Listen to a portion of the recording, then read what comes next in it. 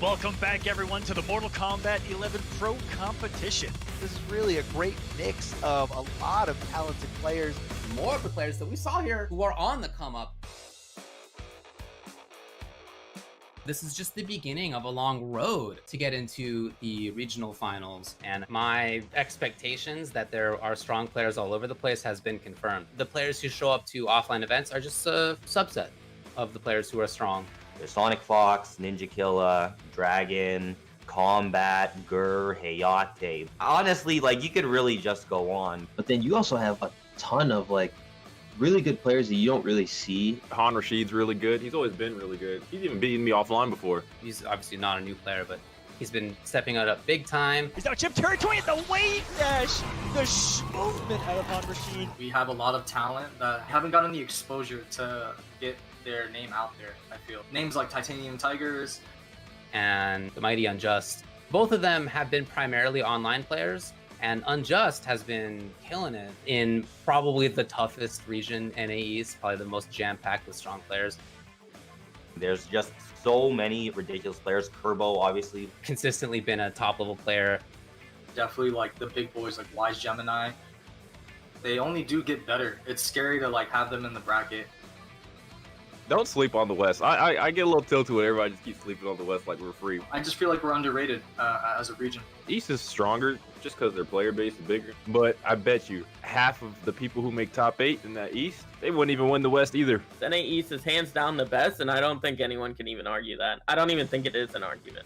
I mean, it's stacked. It's absolutely stacked. Not all of the top players are entering every single event. But even without them, I still feel like there's just so many ridiculously good players. They know how to adapt, and they get better pretty much like the next time you play. Yeah, Customs has changed a lot about the game. I feel like a lot of characters got buffed. It made every character a little bit stronger. It kind of brings like that random factor, like, do I know everything about this character? Do I know all the moves? It's a good addition, I feel, overall, because it does give people more options. People kind of make their own variations and kind of do their own thing. I think they have changed the game to the extent of how much. I think the meta changes are still underexplored. They're more focused on maintaining certain characters rather than being a little bit more experimental. I just think it's a matter of time until that happens. It's never been easier to see other good players in places all over the world. There's a lot more people pushing out content, and it really saves me from boredom because I really like to see high-level gameplay. I really love competing, and that's kind of just like what I'm all about. So the fact that these guys kind of give opportunities to the community to compete, you know, I try to join as much as I can. I can't slack anymore. Usually there are these barriers of geography and resources to being able to compete well. And now that's not relevant anymore because we're all online playing the same game.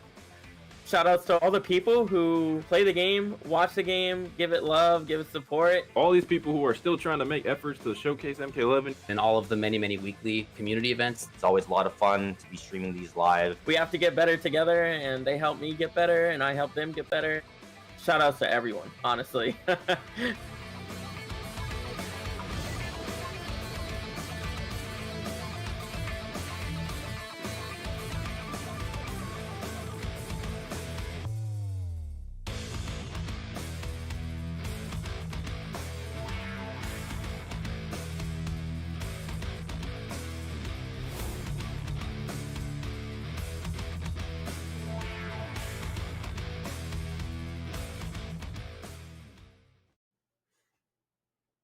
Hello, everybody. Fans, combatants, viewers from all over the world. This is Mortal Kombat 11 Pro Competition. We're going to be focusing here on North America's West Side.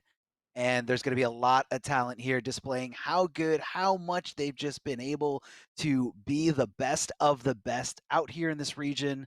My name is Darth Arma. I am joined once again by Ultra David, who just did a great job with that video. Really, really loved it. I thought you absolutely killed it. No, it was great. I mean, it's so cool, so exciting. Like where we are right now, the game has just changed so much. I mean, customs being thrown into the mix, and it almost feels like a completely different game. And now you really got to watch out for it. I mean, you don't know when something's going to hit you. If you haven't labbed against it, you don't know if it's plus, you don't know if it's negative, and it's just so, you have to just know so much. But you see all these competitors, they love it, man. They love doing it. They love, putting their mind to the test, the reactions to the test, being able to adapt to anything being thrown at them, and they love it, man. Now, I know this is presented by PlayStation 4, so let's talk about PlayStation 4 here. Yes, this event is presented. Mortal Kombat 11 Pro Competition is presented by PS4 Tournaments. So you guys got to check their Tournament Open series out now. A lot of different things on there for competitors of all skill levels, whether you're beginner, intermediate, or if you're a straight up pro, there's something there for you.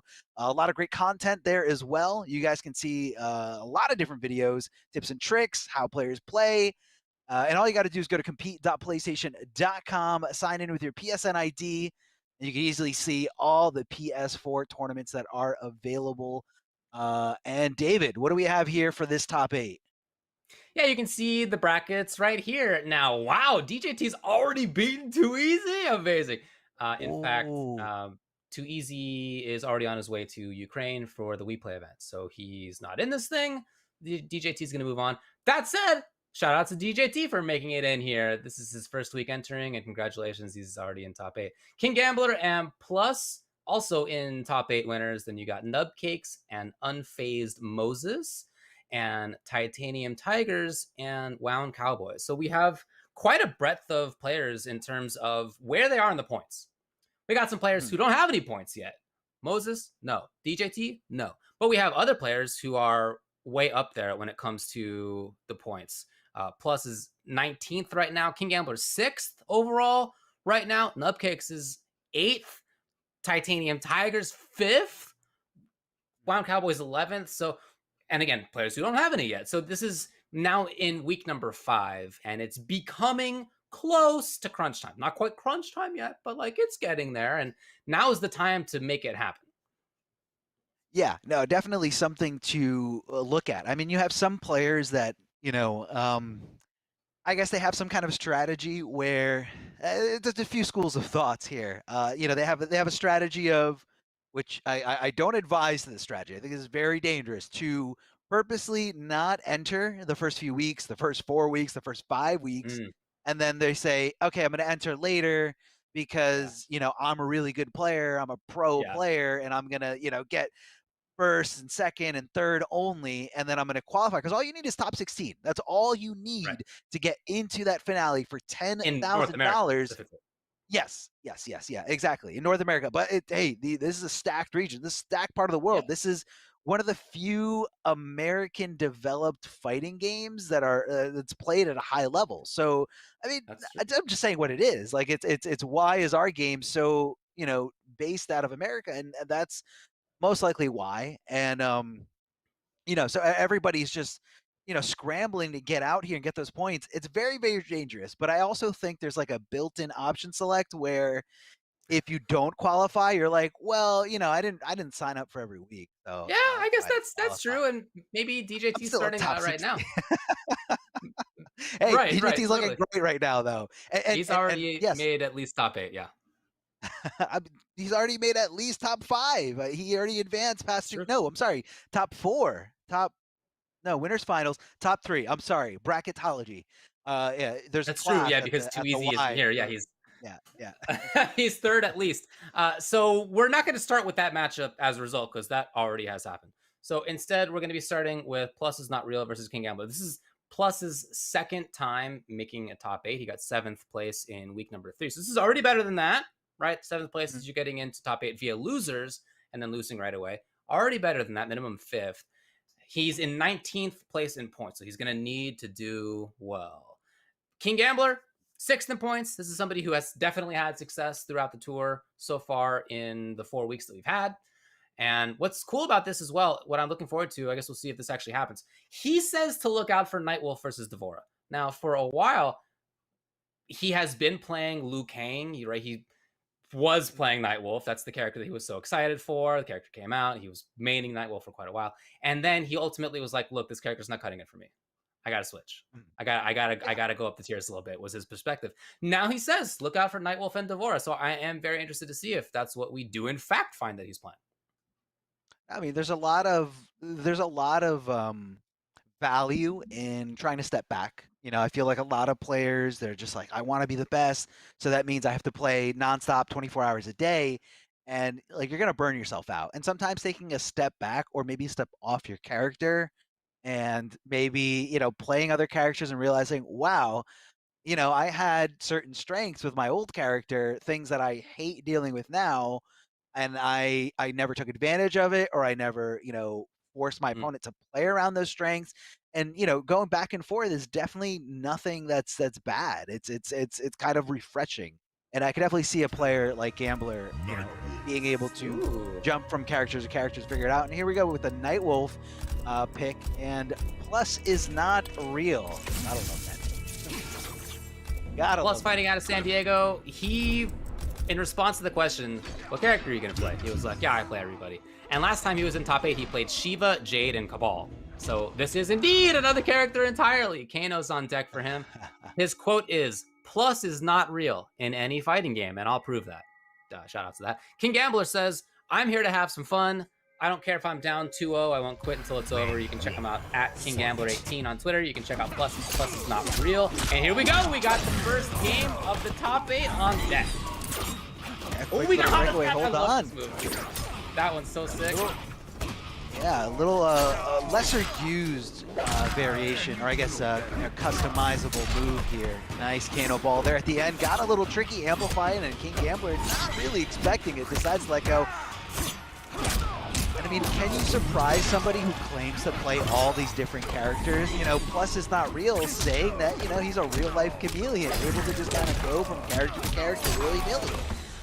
Right now, he's looking a little beaten down here as King Gambler just kind of, pushes him over, forcing him, to just lose that life bar there at the end. Definitely, no, didn't go for a punish. I do love the fact that King Gambler ducked there, knowing that he could minimize the pushback on that second hit on amplified air Kano ball.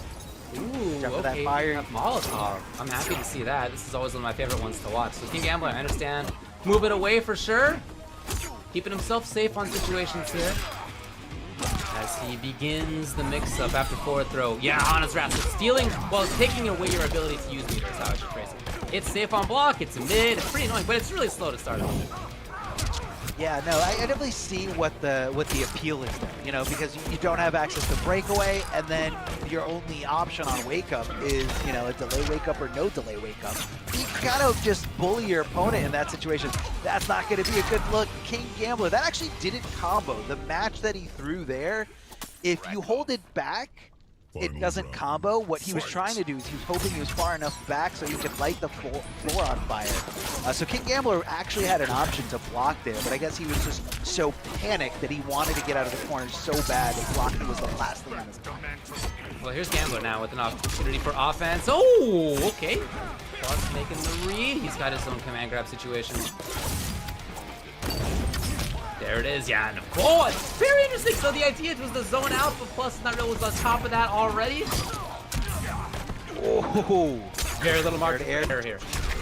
Very little margin of error, but the trade is going to do it. Plus not real taking game number 1. Yeah, nice little trade in his favor, of course. Doesn't want to get too risky there. Just kind of stuck there with, stand ones, down ones.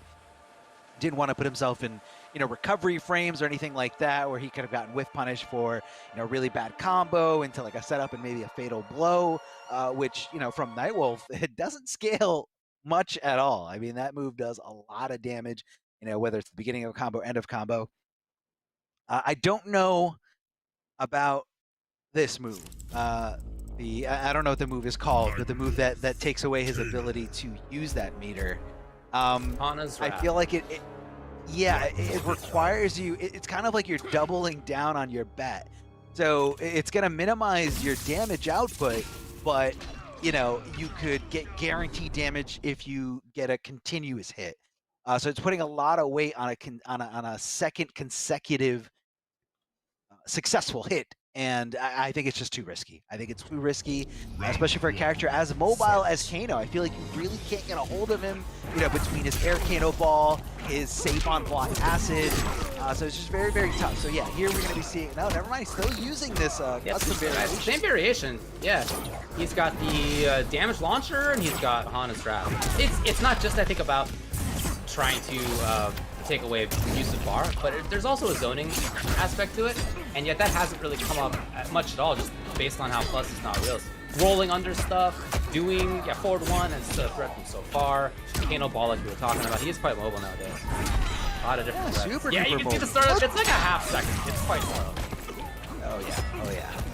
Big jump in here from Gambler, decides to go for a forward throw. Plus is not real, holding on to that block button real tight. He'll jump, doesn't get whiff punish, even though he whiffed it right in front of him. He was just anticipating the contact to actually connect there. Oh, trying to throw some knives, but no dice there at all. Now, does that move actually hit as a mid? I'm assuming it's high. It's a mid. Wow, that is interesting. Yeah, this is the part of the variation that I played with for a while is Nightwolf. It's the move definitely has some utility. You just don't see it very often. As you can see, that effect takes effect on block as well. But Plus is not real with a big read. Oh, he did drop some free damage though. All is blocked overhead. That's it. Getting opened up here by the overhead. King Gambler with the immaculate spacing here, making sure it just barely connects here. Nice little down poke, and now he's opting to go for a more zoning approach. So this is kind of what you were talking about, David. You know, you just kind of want to stay back, limit your opponent's options, and just, go, trade for trade, amplify those arrows, make sure that, second and third arrows hit because it does good damage. And the only thing you're trading with is just one knife, if it even, in fact comes out. So it is very, I can see how this is so restrictive when you don't have access to that meter. Yeah, and you could see how that played out. Either Kano was up in like half screen range or into pressure. It was like kind of that range. Or it was King Gambler from further than that zoning out it. Like those are the two states of the match basically. And will Plus does not real go back to it? Again, it doesn't seem like Kano has enough mobility that he can get around stuff. So I don't know that it's a bad matchup. Question of whether he, in his statement that he plays everybody, would change, but nope, he's gonna stick with Kano here.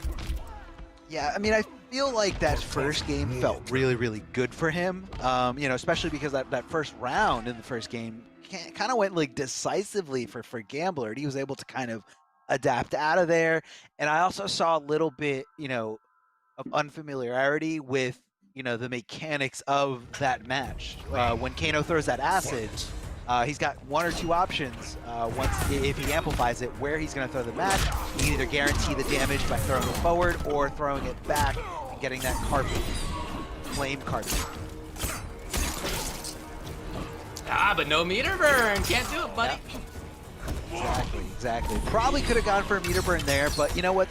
I feel like for the most part, Kanos do want to save it for when they get their opponent in the corner, because that's when it's really dangerous. You have the flame carpet on the ground, you're covered in acid, you're going to explode from a blockable pop-up. And then, so King Gambler just went forward. Nice duck there under the spit, or, being able to poke out right before the skill becomes active. Oh, that's a big jump, and what a call out here from King Gambler. And because of that, he was able to guarantee that damage. He didn't have, even though, he possibly could have broken away, he had the bar, still not able to do it. If you're covered in that yellow glow from Nightwolf, you're not going to be able to use the meter, even in a defensive manner. I like how often King Gambler's actually been moving forward in this game. It's been quite different than the last game. He's really trying to change his style up. Yeah, here he is. No, even more pressure. Definitely have to. He tried his own last time and it was successful, but yeah, you can't just be stayed. You have to change. Here's Plus with the corner just like that. Oh, drops the enter there at the end. The restand from back one. Heartbreaker there. Definitely looking for the acid hit so he can amplify it, but King Gambler getting rid of that. I feel like at this point, wow, he couldn't amplify. That was the perfect opportunity to amplify. And because that debuff, or I'm sorry, it's a debuff. I think that's fair to say. You can't use your bar. Yeah, that debuff there, you could not use your bar, and that really, I feel like it caused a panic there at the end. I mean, as a Kano player, or I'm sure any Kano player watching, you hit that acid with your opponent's back up against the wall, and you've got that meter. 10 out of 10 times you are amplifying that meter. You're going to hold the match back. The flame carpet goes down, and then that's when your opponent is going to panic. They can't move forward because they're going to go up for an unblockable launcher, and they usually sit there. So then they're susceptible to throws or just straight, pressure. You go for command grabs, you go for 2-4, like anything to just keep the pressure on and get that damage. It's almost like free damage after it, but I feel like he was just hitting that amplified so hard and just said, it's not coming out. What do I do? Panic, and he just threw it. Threw it away. What do we got here? This is Cabal, but what variation? A couple different ways people play. Slight gas and hook grab, one of the classic ones you see a lot. We just saw Kerbo play that way in the East. Mm-hmm. Can be very strong. So if he's worried about getting controlled, he's worried about not being able to deal a lot of damage, he can stay above Hana's Wrath with this variation. That may be part of the mindset coming into this. I also feel like his mobility is less dependent on meter.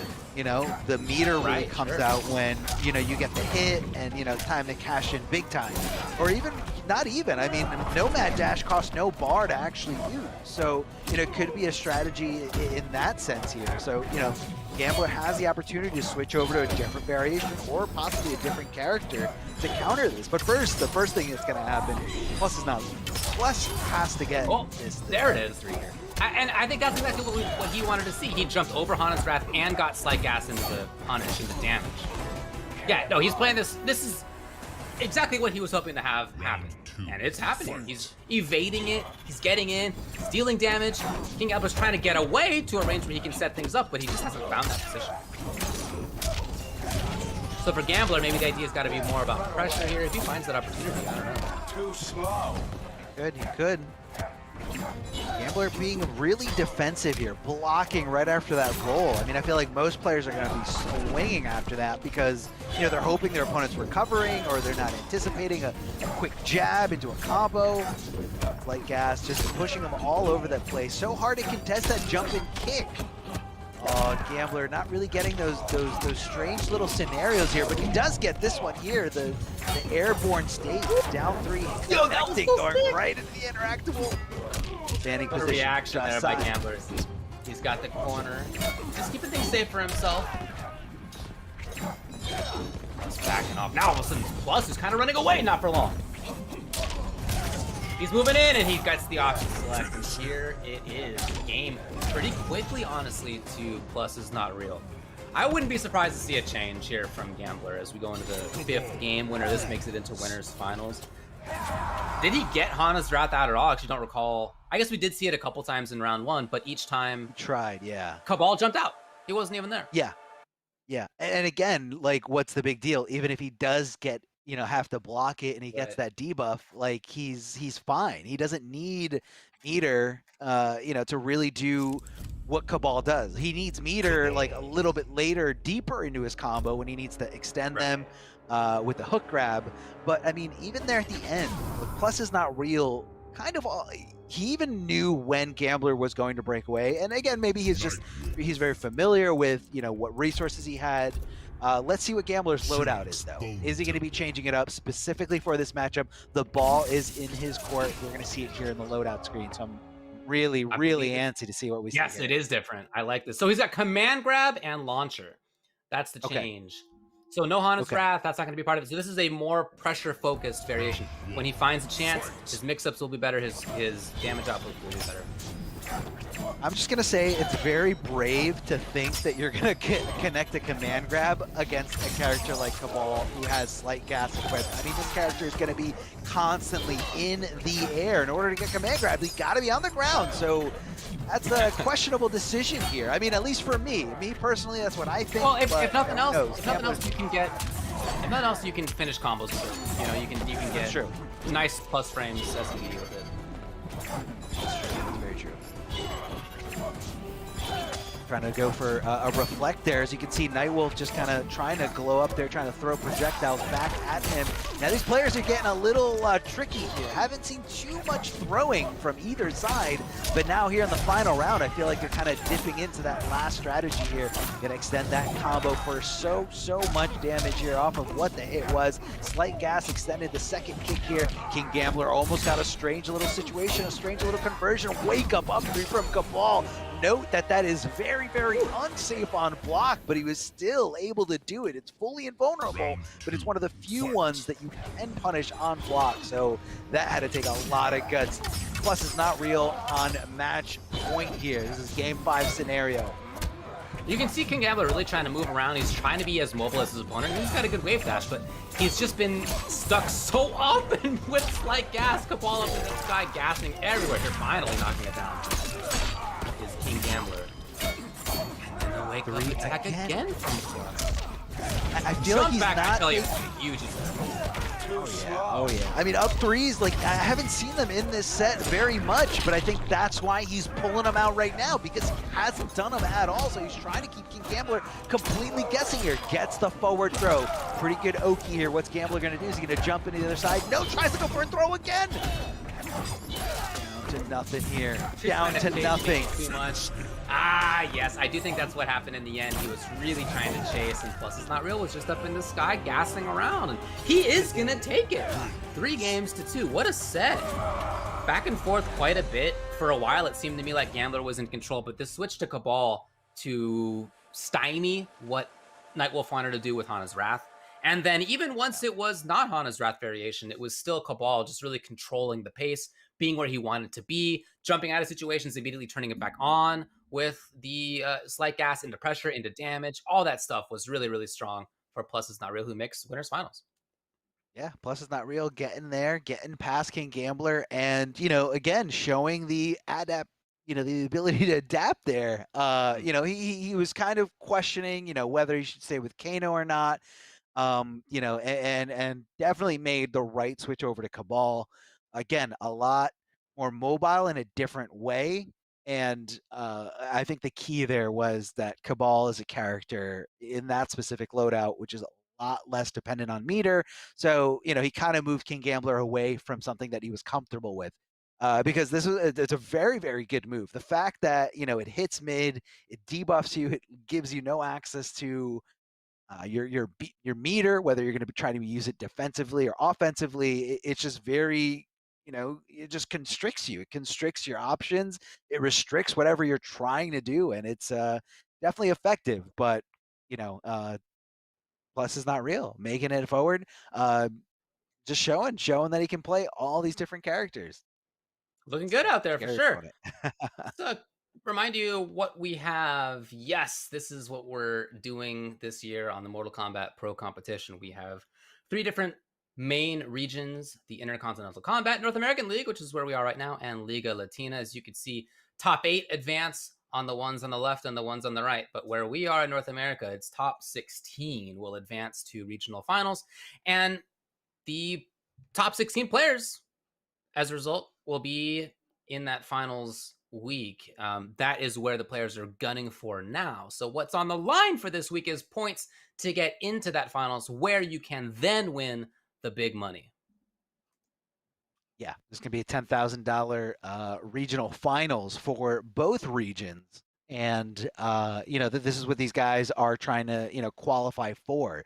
DJT, who hasn't had any points prior to this week, able to secure a guaranteed top 3 placement, which, again, sky's the limit for a player like DJT. He's going to be jumping up there in terms of, you know, the leaderboards for points here. So, again, for each region, top 16 gets into that regional finals. And it doesn't matter if you know, won the first 2 weeks and, you know, you guaranteed your spot before anyone else, or if you just squeak by getting in those last few weeks. All it comes down to is one finale there. No one's got any advantage outside of seeding, but, you know, it is possible. It is possible for anyone. If you're talented enough, you can definitely get in there. So if you guys haven't signed up, whether you're very competitive or not very competitive, definitely look into signing up for any of the other weeks. You know, if you are in a qualifying region, a lot of fun in competing. What do we have here, David? We have Nubcakes. We got Nubcakes against Unfazed Moses. So Nubcakes has beaten already Sizoth, Manly, Crispy Fungus. Moses is here after having beaten Mortal Miles. He lost it too easy, but he's made it into the top 8, as you can see. He's got no points so far, whereas Nubcakes is 8th in points. So these are 2 players on opposite ends of that side of things. Nubcakes playing Jackie as he has been for quite a while at this point. Looking forward to giving my best and being challenged in the top 8 is what he said. Hoy por ti, mañana por mí is what he said as well. You want everybody to know. Looking good as a good start for him. Oh, just the empty jump.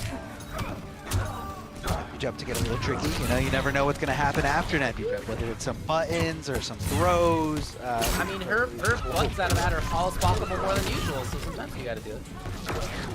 Exactly. Keep them on their toes, keep them guessing here. But Nubcake's coming down to pretty much nothing, and Noob just kind of seal the deal. It's the regular down one.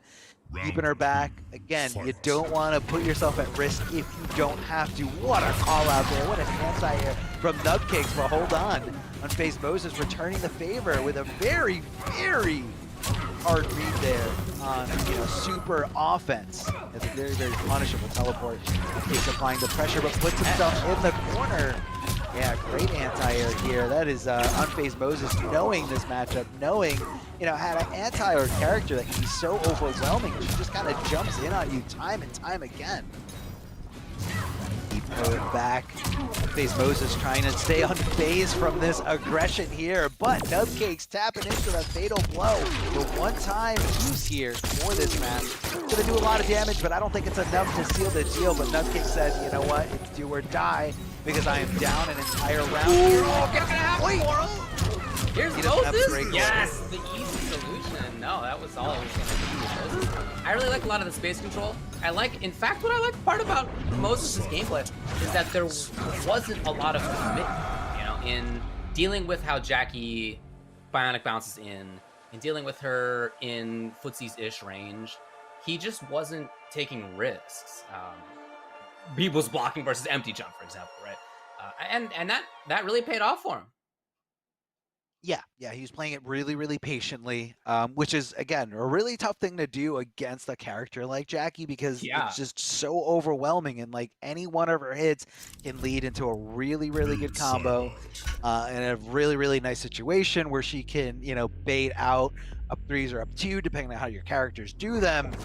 And again, she just kind of cycles through that pressure over and over again. So she's very, very momentum based, a very mobile character, and definitely seen as one of the best characters in this game. Whereas Noob Saibot, I personally feel like he's a little underrated in terms of, you know, what everyone says about the character. I mean, I think he's got a lot of great attributes, but is he one of the best like Jackie?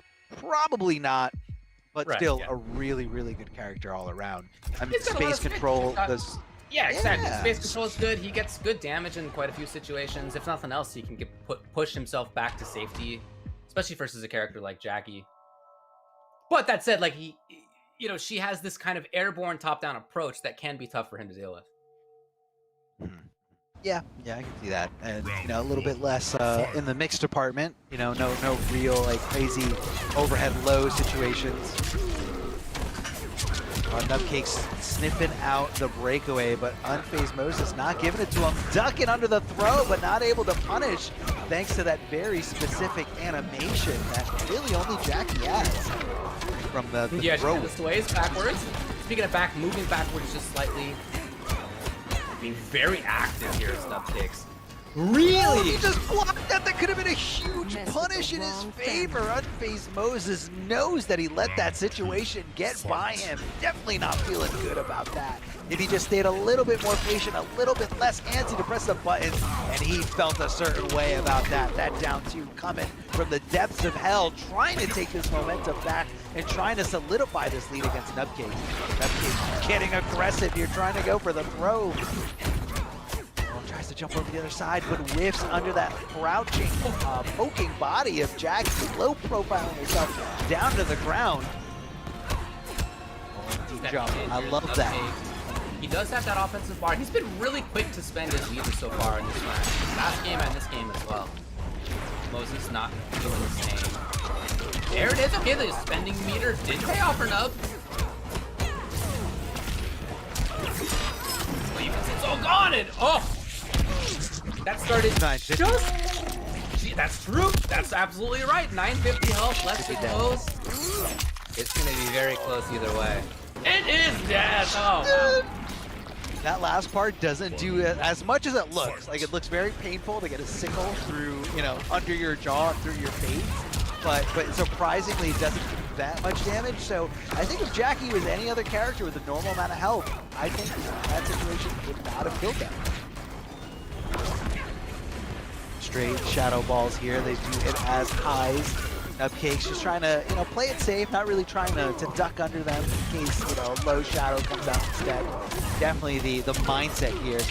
Bionic jumping over to the other side. Continuing that combo here, getting a little aggressive here with the mids. Nice little catch by He's doing a lot of blocking, and understandably so, and Cupcakes finds the hit finally. He played a lot faster that time, and simultaneously, he didn't use his meter quite as constantly, so when he found hits, he did actually more frequently have more damage as a result. Yeah. I think that was it's a big part of why that ended up working out for him. But I do still like a lot of what we're seeing out of Moses. Yeah, I mean, I feel like that last game was a little bit more, not to discredit Nubcakes or anything like that, but I feel like that last game was a little bit more Moses being impatient, willing to not block as often as he was in that first game. And just getting a little, jittery there, just losing certain situations where, if he just played a little bit more patiently. I also feel like he was a little bit more willing to anti-air in that first game, or the second one is just kind of not. I just didn't want to go for it. It is scary because you gotta judge it and you gotta know exactly what option she's going for. But we'll see what Moses has. I don't know if we're going to be seeing a character change or variation change at least, but something could be surprising. Nubcakes have loading up. Unfazed Moses said, "I'm hyped to be able to fight Nubcakes. A solid player in top 8. Just going to try my best, no matter the result." I think that's an awesome mindset to bring into a situation like this. Again, this is his first time in top 8 for MKPK. His quote also, keep moving forward. And look, he's got a little bit of work to do here, but he can definitely make this happen still. Positivity. Ooh, flawless block, yes! Flawless block. That was insane. What a great call out there on that bionic jump.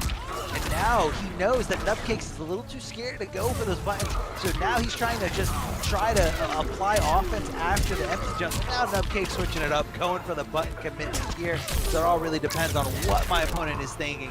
This is why we love fighting games. The one-on-one scenario, your mind versus your opponent's mind.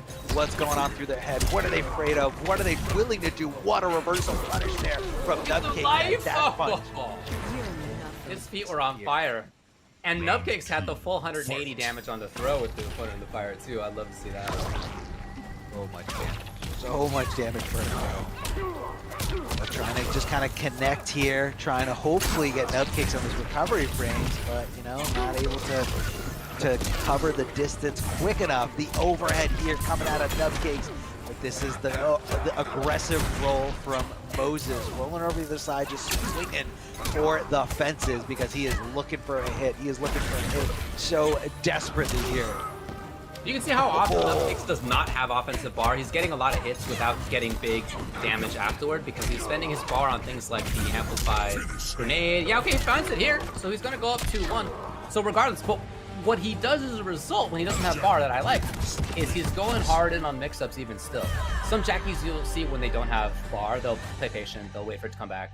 Nub is in there. He's going for short hops, he's going for throws, like he's still making the pressure happen, and that's leading to him being up 2-1 right now. Yeah, it's kind of like someone who plays, it's kind of like a version of playing to, when people try to go for throw mix, like they purposely throw their opponent out of the corner so that the opponent guesses on the wrong tech. This is kind of like you're playing that same game, but with anticipation, where you as the opponent of Jackie, they're like, okay, she's not going to get crazy right now because her reward for getting crazy and getting that successful hit is a lot less because she's got no meter. But to Nubcakes, he's like, that is the best time to go in because they're not expecting it. And again, this only works at a high level. If somebody is, a player who's way beneath this level isn't even thinking about that. But Nubcakes knows this is top 8 NA, one of the most stacked regions out there. And he knows in order for you to get here, you have to have a high level mindset. You have to know what I'm doing. You have to know about my options, my resources, risk, reward, all that is going through your head at the same time that you're pressing these buttons, getting these, you know, tight combos down and not dropping these game-winning scenarios. Like, it's a lot to take in. And Nubcakes is playing to that, and this is what a high-level mindset is like. Fight. Well, it's going to need to be 2 games in a row here from Moses. Okay, starting off nicely for him. Already costing a defensive bar, so there's not going to be any far bionic bounces now. Okay, I like this. Moses building some space. Desperately just building some space. I mean, hey, you gotta keep him off. Try for anti-air. See the penalty that he took.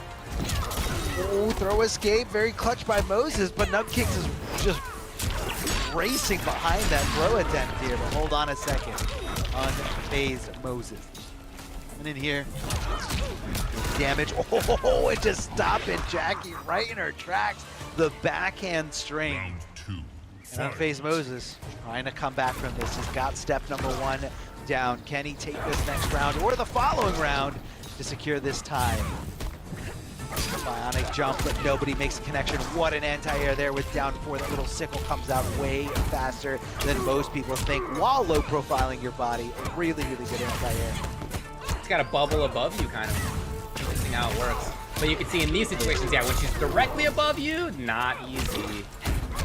As many gotta watch out. Look, Nub is here in the corner. Oh, just like that! Very sudden change.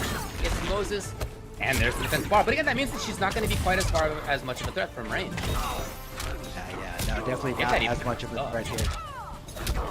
Oh, trying to swing, but didn't commit to the whole thing. 2-1-2, you gotta say it with your chest. You can't have past that string at all.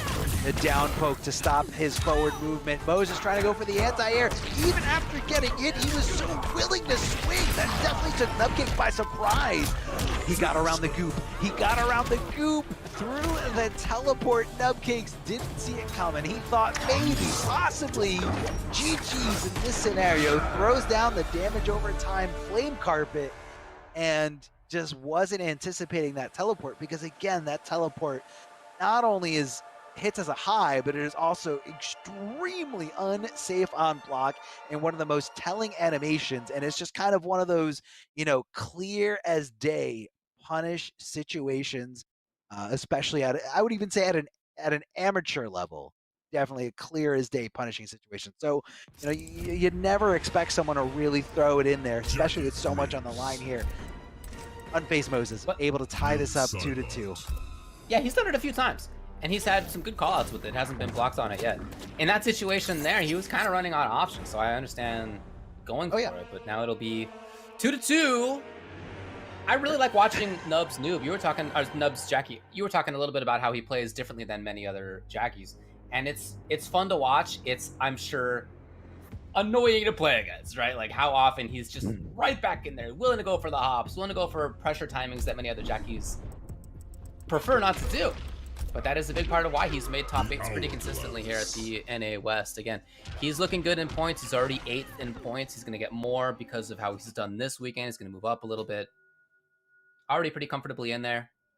Looking good now as well. I mean, look, for Nub, as we've talked about it since he's made top 8s before, he is somebody who's been strong for a long time and just rarely has had the opportunity to travel. I'm really happy for him with how he's doing. Starting off well here in game number 5 between these two. One of them's out after this game. 2 bars here's of a big offensive, 2 bars of defensive coming off of unfazed Moses. This is not a good look for him at all. Nubcakes with the aggressive breakaway because he wants to make sure he can do that damage before that bar, those 2 bars come back on unfazed Moses' side to get out of a combo here. Full bar from Nubcakes. If he finds the hit, it is going to be GG's, but unfortunately already used both bars, so didn't have the ability to amplify it for more damage. Gets the short hop. Very tricky stuff. And he pushed the opponent back. That was the only question, whether he was going to push the opponent back. So just blocking that jump kick, the opponent's negative, you get to at least push them back a little bit. If they don't flawless block at least. Here's the 180. No, 170. Weird. Okay.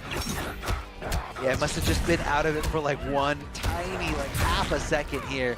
Tries to get tricky there by throwing down the low. Good blocks from Nubcakes. Bull tries to anti-air and is successful here. Unfazed Moses forcing Nubcakes to come off that breakaway. So he finds another hit. It's going to do a lot of damage here if it happens in the next 10 seconds. Big ups here, breaking away, trying to look for that hit, trying to look for that momentum swing, but it looks like it's going to be all Nubcakes. No! Unfazed Moses challenging back here with those mids from Noob Cybot. Awesome him there. The goop, watch out the damage over time. He's trying to make sure he is unfazed by it. Gets a little tricky. And outside of that range, making sure he knows exactly how to not get punished here. She's gonna break away. Down two for maximum damage. Trying to stay back, trying to chip at this point. Nubcakes, when is he gonna jump in? When is he gonna jump in? There it is. Called out like nothing. Unfazed Moses sniping him out of the sky. That's the first time we've seen that counter option from Moses. I really like him bringing it out at that moment.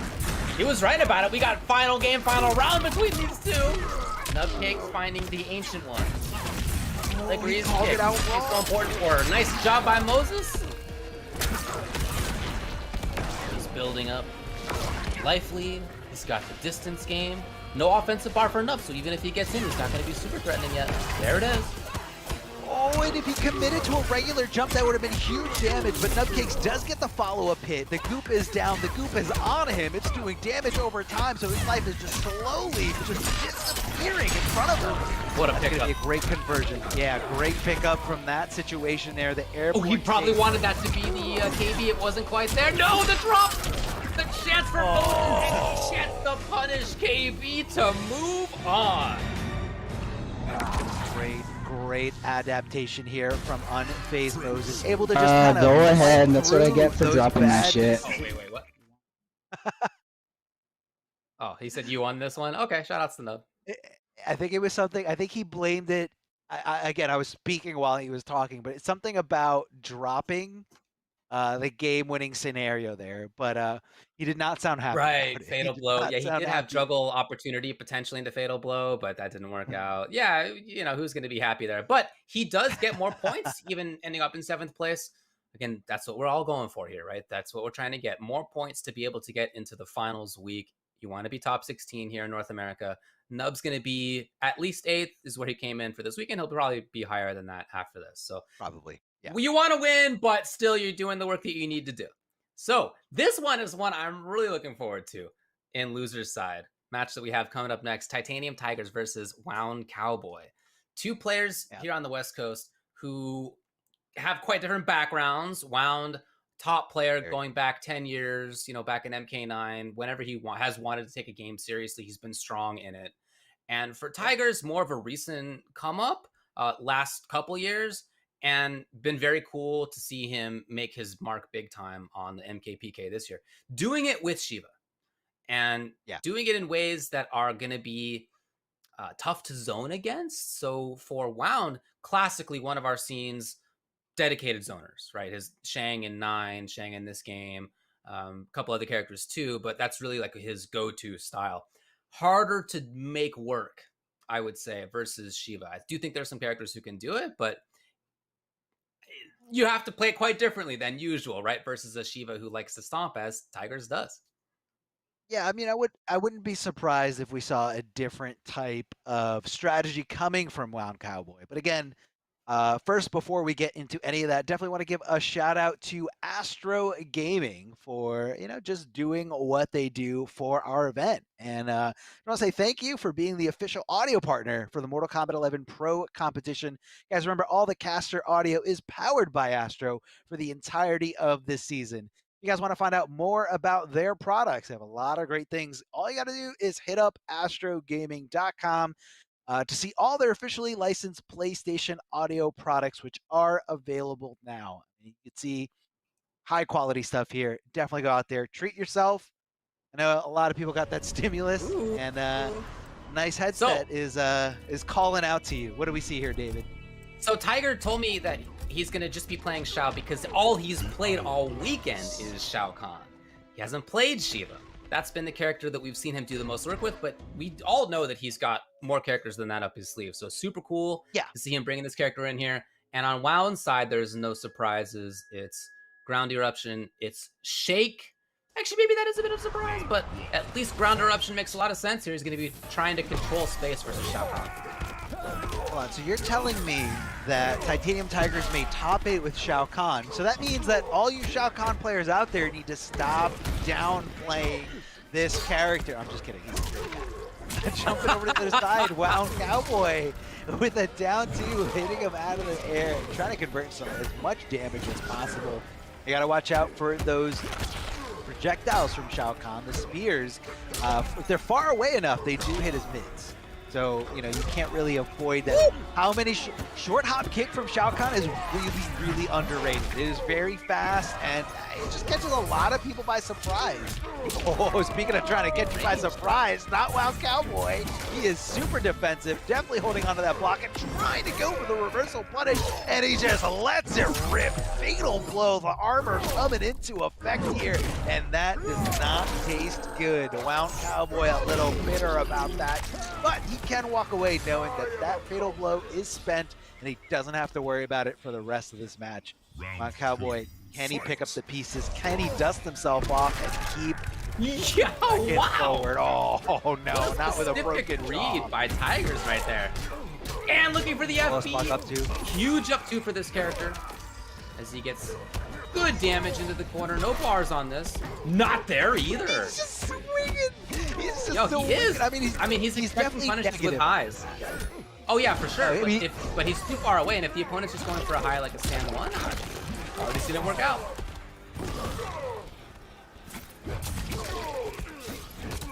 Here's where Wound wants to be. He wants to be further away. He was hoping to see a spear. Do a little corpse drop action here. Oh, down 2 again. Oh, it doesn't feel good. Goes for the throw mix option here. Here comes the smoke shake coming right down, but that does not work against a jump in, as you can see Titanium Tigers perfectly demonstrating here as he just stops Wound Cowboy's parry attempt. It's kind of like a parry that stops projectiles and regular normals. But again, the way you get around it is just regular jumping. Regular jumping, gonna stop that smoke shake. And Wow Cowboy has the option to go back to probably a different variation loadout. I don't think he's gonna go away from Shang Tsung. No, I think this is wouldn't his expect character. that either. Yeah. And I think the character matchup seems fine as well. But yeah, maybe a different variation. I don't know. We'll see. The idea of using that as a carry when you're expecting something like, you know, these big rangy options that Shao has, I guess can make sense. But we'll see what he does. Shao Kahn's definitely got range on his buttons, you know, his normal buttons. Not only that, but also, you know, his up 2 and up 3, I think are some of the best in this game. In terms of 100%. Like, a character that has like really good both up. Usually a character has like one good one and one bad one, but no, I think both his are really, really solid. You know, far horizontal range on the up 3. What do we have here from It's the same, no changes there. It's still going to be shake and ground eruption. Oh, stand 3 out the gate. Oh, if he just held it, I think that still would have worked there. Maybe looking for the breakaway attempt, Titanium Tigers. But Wow Cowboy holding on to his bar. Just to kind of get a little tricky. You know, you don't want to get too predictable, as your opponent can, you know, sniff it out, cut combos short, and then, you know, they come off of, you know, damage that they could have potentially done to you. Ooh. Corpse drop. You can see how plus that is on hit. Yeah, I was just gonna say that the corpse drop definitely not gonna be in your favor in the trade in terms of, you know, frame advantage. So Tiger's slowly pushing Long Cowboy to the corner. Here we go. Blown up. His armor. Broke that armor. You don't want to see that if you're a Wound Cowboy fan. Good block of the low from Titanium Tigers. Trying to walk up and jibby, and what a punish here from Wound Cowboy. Swinging back as soon as possible. The down 4 from max range. Wound Cowboy takes that as an invitation to jump in and apply some mix-ups. Hits the throw, gets a little damage, or gets a little health back in his favor. And again, back in there. Try to get in there, not in time. This time, Wound Cowboy with the punish. We saw him slightly miss that before. Sometimes you got to walk forward a little bit. He did. He's got the round. But back, getting pretty close to the corner, uncomfortably so. Look at the way Titanium Tigers moves after that. Oh man, gonna pop him up for lots of damage here. Good combo potential here. God, 36% for one bar. That is so good. But again, probably corner specific here. Shao Kahn definitely hits like a truck with this variation loadout here for Shao Kahn. Well, the ground eruption acts as an anti-air, so you can't get too crazy in the air as you try to jump and make your offensive moves here. Breaking away, trying to avoid as much damage as possible. Titanium Tiger's trying to get that gap, trying to close that gap here. No flawless block there. Decides to just play a little bit safe just in case Clown cancels into anything to blow up the attempt. No! Oh, no. No. You don't want to see that. There. Wound. Oh, what a neutral jump timing from Titanium Tiger. Huh. Well, he starts here with corner control. I feel like that's the first thing every Shao Kahn does when they have someone in the corner. Back one. Especially at that range? Yeah. Because it's so, you get such a great reward if it hits, and a lot of people just want to jump out of the corner. But I don't think Wound Cowboy is that player. So I think Titanium Tiger just doesn't realize that. Wound Cowboy is not someone who's going to, jump willy-nilly. Yeah, sometimes he will, but he prides himself on his defense. I mean, this is an OG. This is someone who says, like, I destroy this new meta by being more patient than the player that just wants to jump around and just slam buttons. But right now, Wound Cowboy is showing that complete dominance here as he ties this up with one of the best newcomers out there. Titanium Tigers, not only who's just a phenomenal player all around, but able to play all these different characters, and Wound Cowboy is showing everybody that the OGs still have what it takes to keeping up with the kids.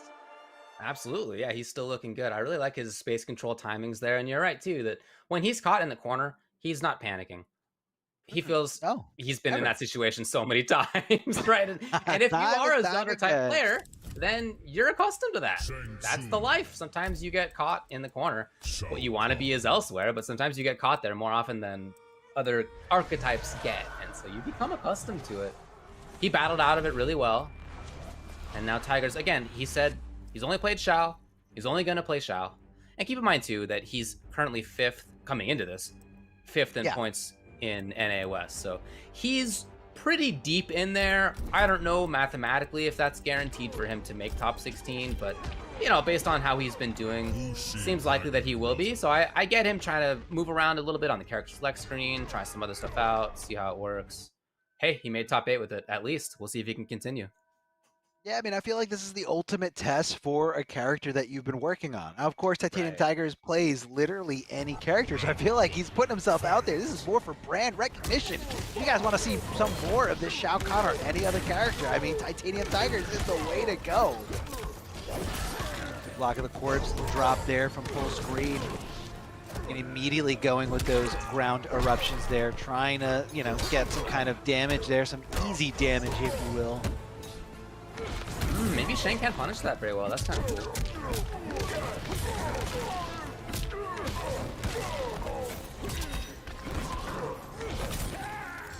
Oh, here it is. Wave dash in. Tried it. What range there from Mound? But wow, I can't believe the tech. The tech was amazing from Titanium Tigers. The awareness of that. Knew all about it here. Again, he keeps looking for, Wound to be a little aggressive in those scenarios, hitting that little uppercut with the hammer. I think that's back 1 or back 2, in ranges to like kind of check him. But Wound Cowboy, again, you got to remember who you're fighting against. This is a man who's all about defense and zoning. Very well calculated, and he knows that that's the button you're trying to press. Oh, stand 3 to just stop it, and that was probably the button he was going for here. Cowboy getting a little aggressive here, going for that flawless blockable string. Big swooping lava. Oh, big high kick right to the face. And look at the spacing. Look at the patience here from Wound Cowboy. Goes in, goes back, makes that down 2 whiff. That uppercut just whiffed for days. And this is not looking good for Titanium Tigers at all. I mean, this is Wound Cowboy understanding what he's got to do. But hold on a second. He does have the bar to break away. He's opting not to do it. Big jump in 3, but nobody was home. But instead, here comes this down 2. Wound Cowboy taking the lead 2-1 over Tigers. The only approach for Tigers is really on the ground. It's not a kind of character who has a great air approach. He's got range options. He's got the hammer lunge. It's just -7, but and especially fine if you're doing it at range. But you could see that the way that Shane can control space, up skulls, corpse drop, straight shot, all these different options can really keep him out if you're playing it well. And hey, Wound Cowboy knows how to play that style really well. You could see that right there. I'm not expecting a character switch. I think this is going to be Xiao all the way. I hope it is, because that's what he said. What do we got? Yes, he goes back He's to a it. man of his word. He's a man of his word. We might see a different loadout again. You know, although this is a newer character for Tigers in terms of, you know, what he's willing to bring to a tournament setting, I wouldn't be surprised if he at least, you know, labbed and did some Combat League with a few different variations. Because, you know, sometimes you have a loadout and then you run into a really bad matchup and you're just like, I gotta explore different options. I gotta see what else I can equip here and really make this character a little bit different, speaking a little bit better to certain matchups. So what does he got? Annihilation, Air Hammer. I didn't see that last one there. So let's see what he can switch up. Oh, it's different. Yeah, he had. No, Annihilation is Gravity. the mid where he like. Oh, is it? It's yeah. the little like hammer on the ground business. There it It's is. also Yeah, that one. yeah that. It's also a really bad movie. If anyone is a real fan, it's really bad. Oh, So yeah, I almost. okay. I don't think it's a bad move though. Just the movie's bad, and you know, it's a way to kind of like steal your turn. A lot of players use it in a sense where they, you know, they cancel a down poke into it just to condition their opponent. I don't think that's really going to work too hard on a player like Wild Cowboy. Whoa, big punish here, gets around that ground eruption. Right now, Titanium Tigers is trying to party. No punish here from Wound Cowboy, but look at the spacing. Walking back, it is Whip City for Wound Cowboy. Finds himself in a bad situation here. Titanium Tiger just throws him around like a rag doll, and he is looking to make this comeback here in this slight deficit in games. Chucking the interactable. I love tries to go for that. He's been at such great ranges. Interrupting things with the up skulls, Wound Cowboy. And now back to a little bit of escape control. Okay, maybe not for long. That barely became active. That barely became active in time. It was like just there, like neck and neck, like photo finish. That That's actually definitely punished unsafe. him. The back is definitely unsafe. Yeah. I mean, typically No. you do it at range, and so you don't see that very often. But that was close. Yeah, right next to him. And, you know, I don't think Wound was expecting it. You know, he was trying to just check him. You know, wasn't expecting any kind of punish. But, yeah, that range, David, you're absolutely right. It could have been a big punish. And Tigers, again, I feel like he's looking for, you know, a type of player that he's not playing against here.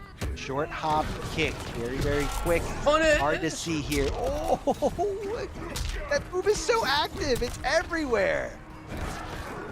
Short hop kick from Shao Kahn. Oh, he did go for the follow-up. Yeah, that's going to surprise.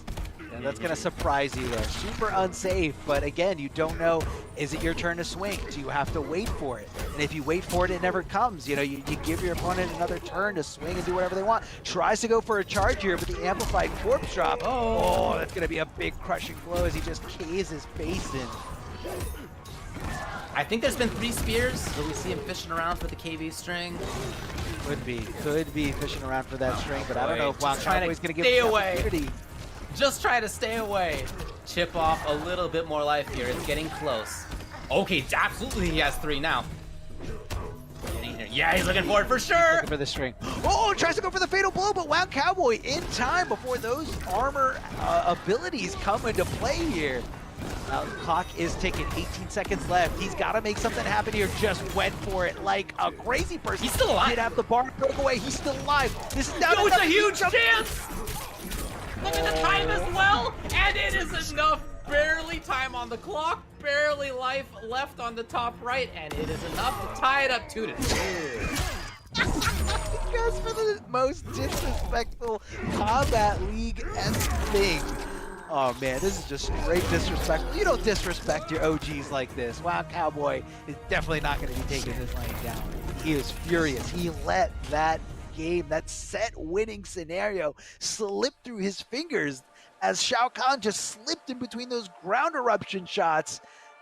there went hope for a 3-1 victory, but Wild Cowboy is not out of this yet. This is going to be a Game 5 scenario, final game to determine this first of 3 to see who moves on in this bracket. What oh man, what a set we have here. What a set between these players. I mean, Shao Kahn, really? We're seeing Shao Kahn out here playing against, I mean, look, this is Titanium Tigers, one of the best players out there.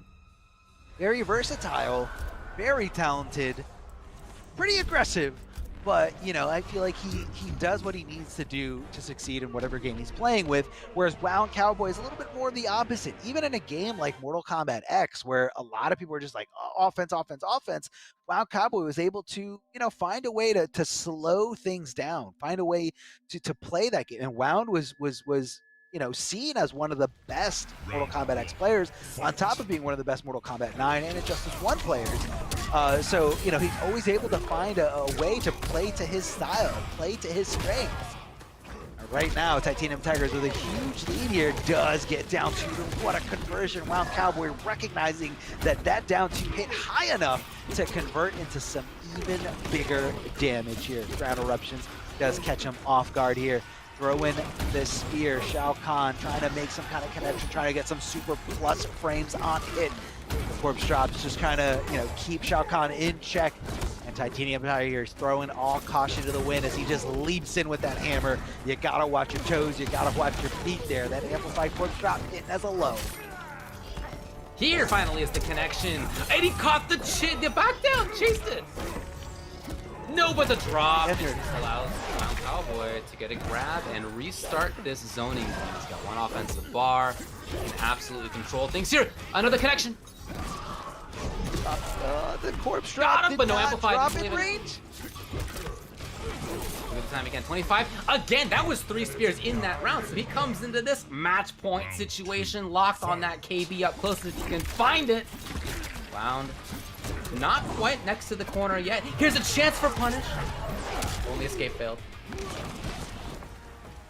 No big deal there.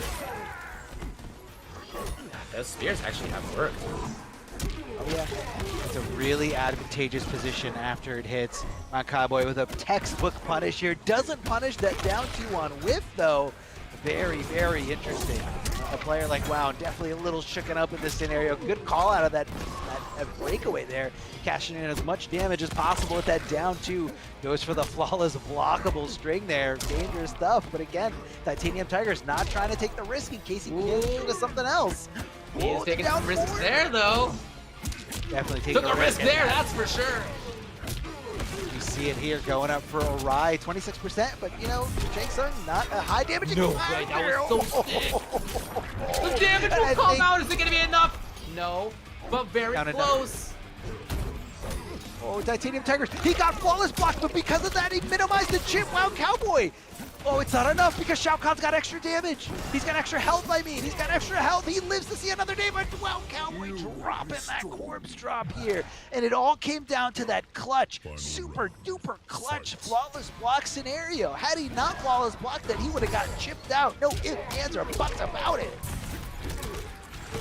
All out was correct on the corpse drop there. Up skulls immediately after means Wild Cowboy's got space. He's picking a lot of great spots. Yes, again, as Tigers really wants to get back in.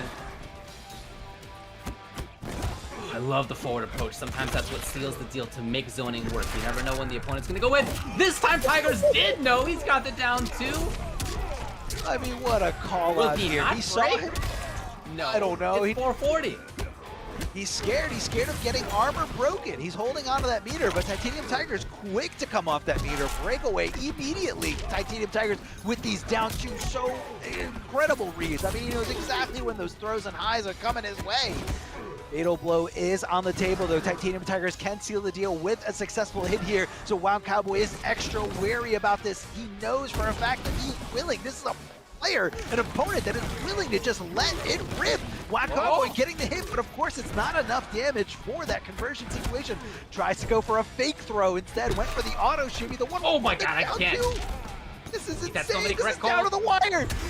hits the throw, and that's gonna be Titanium Tigers going a little extra hard there with the throw mix, and even harder with this fatality. Titanium Tigers advances over Wound Cowboy. Fatality.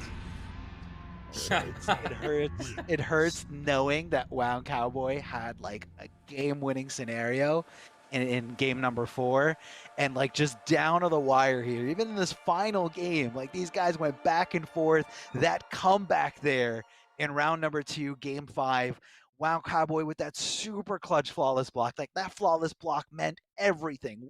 Titanium Tigers was so sure, I just got to do this string, cancel into this special move, and he is dead. The only thing he could have done was flawless block, and it was perfect. It was perfect. Man, what a set. I'm sorry for the rest of the night, but that is going to be a tough set to follow, man. That went down to the wire. And again, you got to remember Titanium Tigers is playing Shao Kahn, and he just beat Wound Cowboy in top 8 in North America. So all you Shao Kahn players out there, hope you're taking notes, because Titanium Tigers is showing you how to succeed with this character. I mean, yeah, sure. It's a character you don't see as often. So I feel like, whenever you're a low tier hero, you're like, well, nobody knows the matchup. He could punish that. He could punish that. He could punish that. He didn't know. If he knew what I knew, that wouldn't have worked. And so, yeah, we get that. But it is really, really cool to see Tigers playing a character that we barely get to see. Look, it wasn't so long ago that people thought that Shiva was bad as well. So I'm not saying that that's going to happen for Shao Kahn, to be clear, everybody. But that's true. Baby. All right, let's talk about the merch that we have for sale. If you head over to Amazon.com, you can go to /Mortal Kombat and see what's up. We got t-shirts. We got other stuff going on there as well. You can see some of the shirts, though. Melina, Sub-Zero, Scorp for the different leagues too. You can rep your realm by going to Amazon.com/Mortal Kombat, seeing what they got on deck, and picking up some of that stuff for yourself. So we've seen the first round. We've seen winner's side a little shorter than usual because, again, Too Easy isn't here. He had to go to Ukraine, and that means that DJT automatically gets moved into winners finals. So that side didn't happen. But this will be DJT versus Plus is Not Real in winners finals. You can see losers round 2, King Gambler, Unfazed Moses as well. Super close set versus Nubcakes. And then Tigers will actually move on past Too Easy yet again. Shout out to Too Easy. Obviously, fantastic player, just had other obligations. And that means that Tigers will play against either King Gambler or Unfazed Moses. All that's to come, though. First, we are going to take a quick break, and we'll be back with the rest of NA West in just a little bit.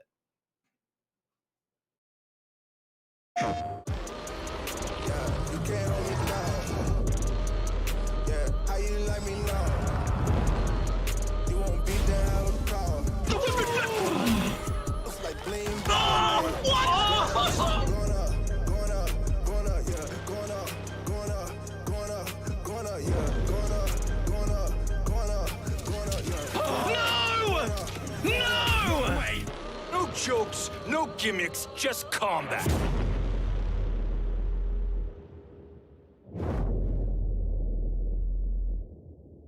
PlayStation.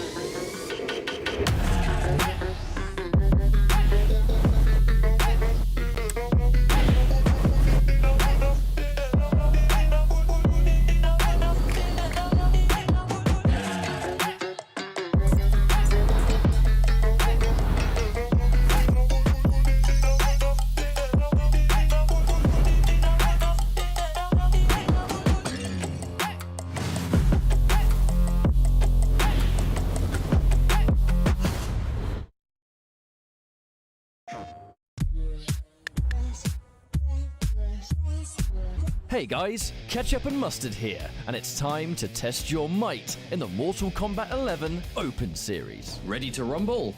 Power on your PlayStation and head to the Events app, filter by type, and select a convenient date and time. Boot up MK11 and locate the PS4 Tournament menu option. Click it to visit a familiar place, the Console Events tab. Sign up and prepare to play. Once registered, you can view your tournament details and check-in time. A notification will remind you to tighten your black belt and get over here for your match. Continue combat in the open qualifiers to close in on the competition. Thank you for watching, and we'll see you in the tournaments.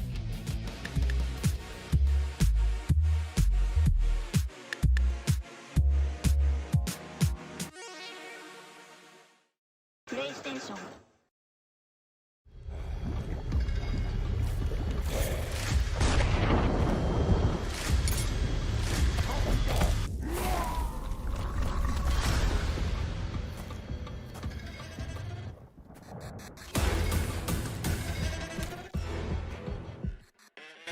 Who are you?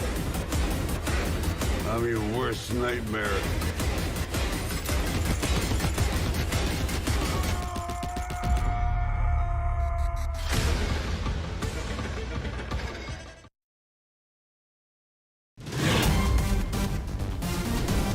Any ring I step into is mine.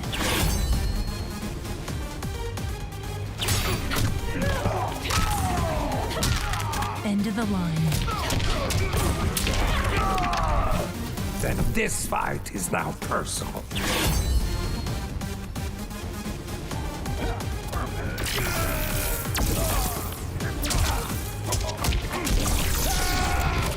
It is exhausting being so perfect.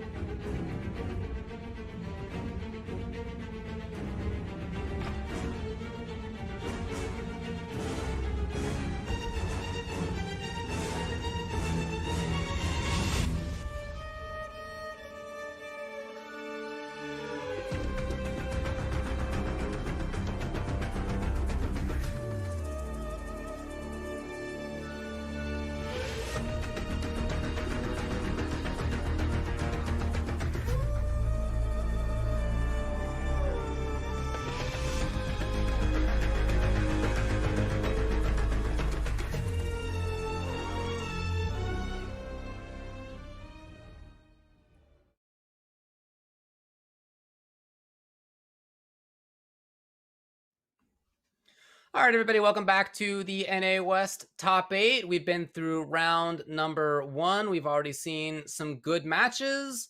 We got more matches coming up for you in just a little bit. What's going on, Darth Arma? A lot of great matches. I mean, I'm still shaking about that incredible set between Wound Cowboy and Titanium Tigers. I mean, to go down to the wire so many times. And again, it's just like you painted a great, clash of two worlds. You got the OG from MK9, super zone heavy, super defensive versus, the young gun, the newer player.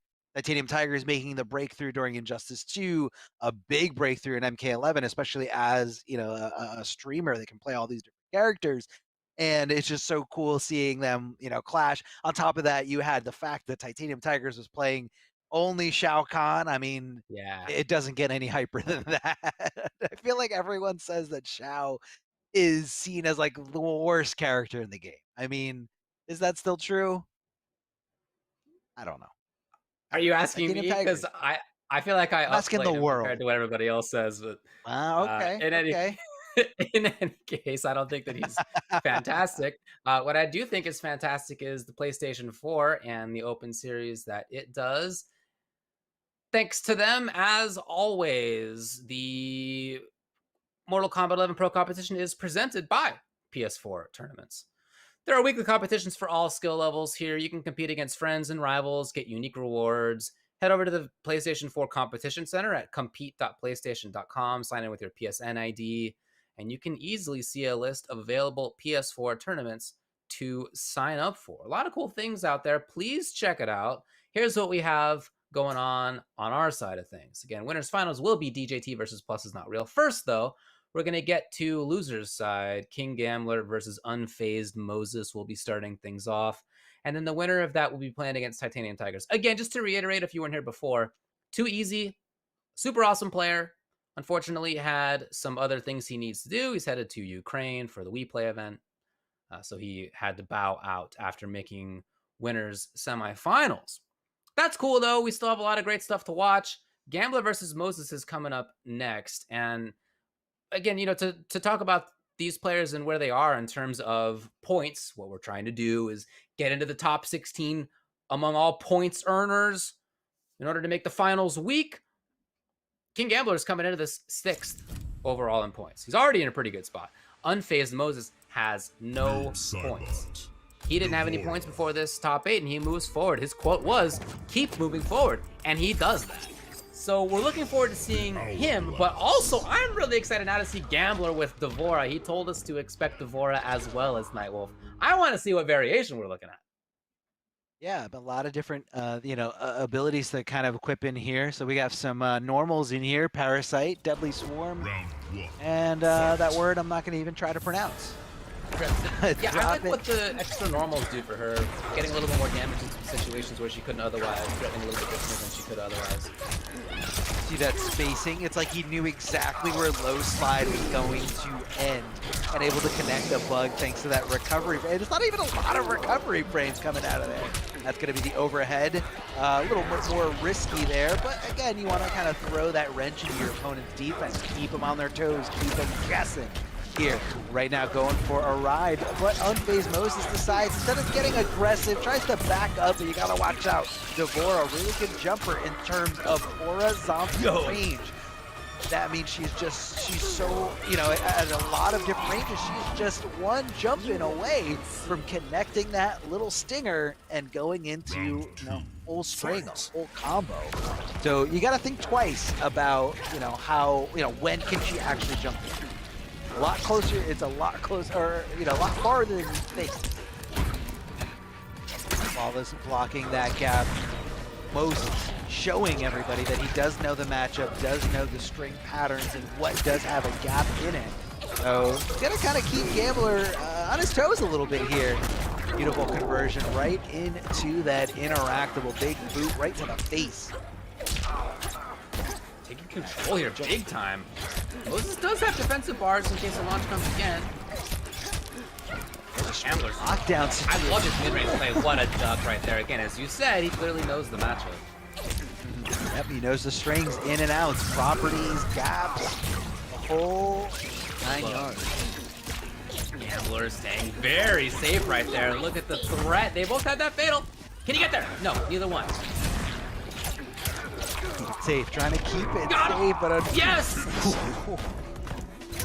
That is not. Again, I really like. No, but I love watching this D'Vorah. This is the first D'Vorah that I've seen in quite a while that does not have teleport. Very commonly that you see D'Vorah with teleport, you don't see the character very often. But when you do, especially at this kind of tournament level of play, I feel like most commonly there's teleport in there. Instead, he's got the Parasite string. He's got the Oki Bug. He's got the down, whatever it's called. Super Swarm, Deadly Swarm, something like that. I don't remember offhand, but one that comes out from the ground. Yeah. So it's just a different look, and it's cool to see. I mean, yeah, I feel like a lot of people go for the teleport just for the mobility, you know, at any range, especially because D'Vorah is not really like a zoner. She's like a setup character. You know, so I feel like the teleport really closes the gaps.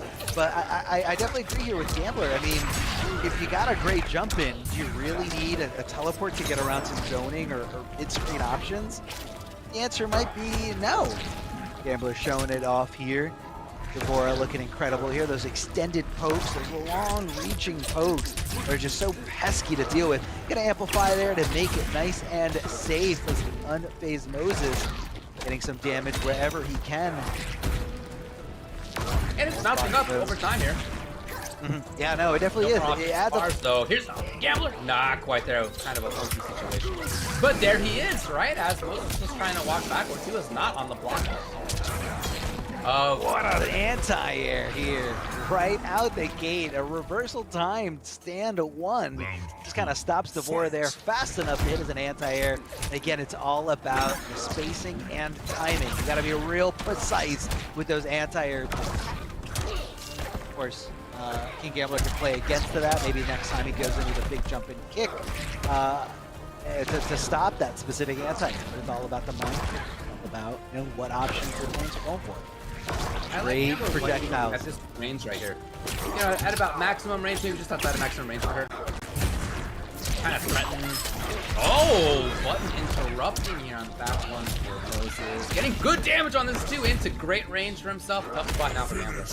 Yeah, there it is. You know, he had done a good job of threading the needle between just kind of outside of slide, that like maximum slide distance.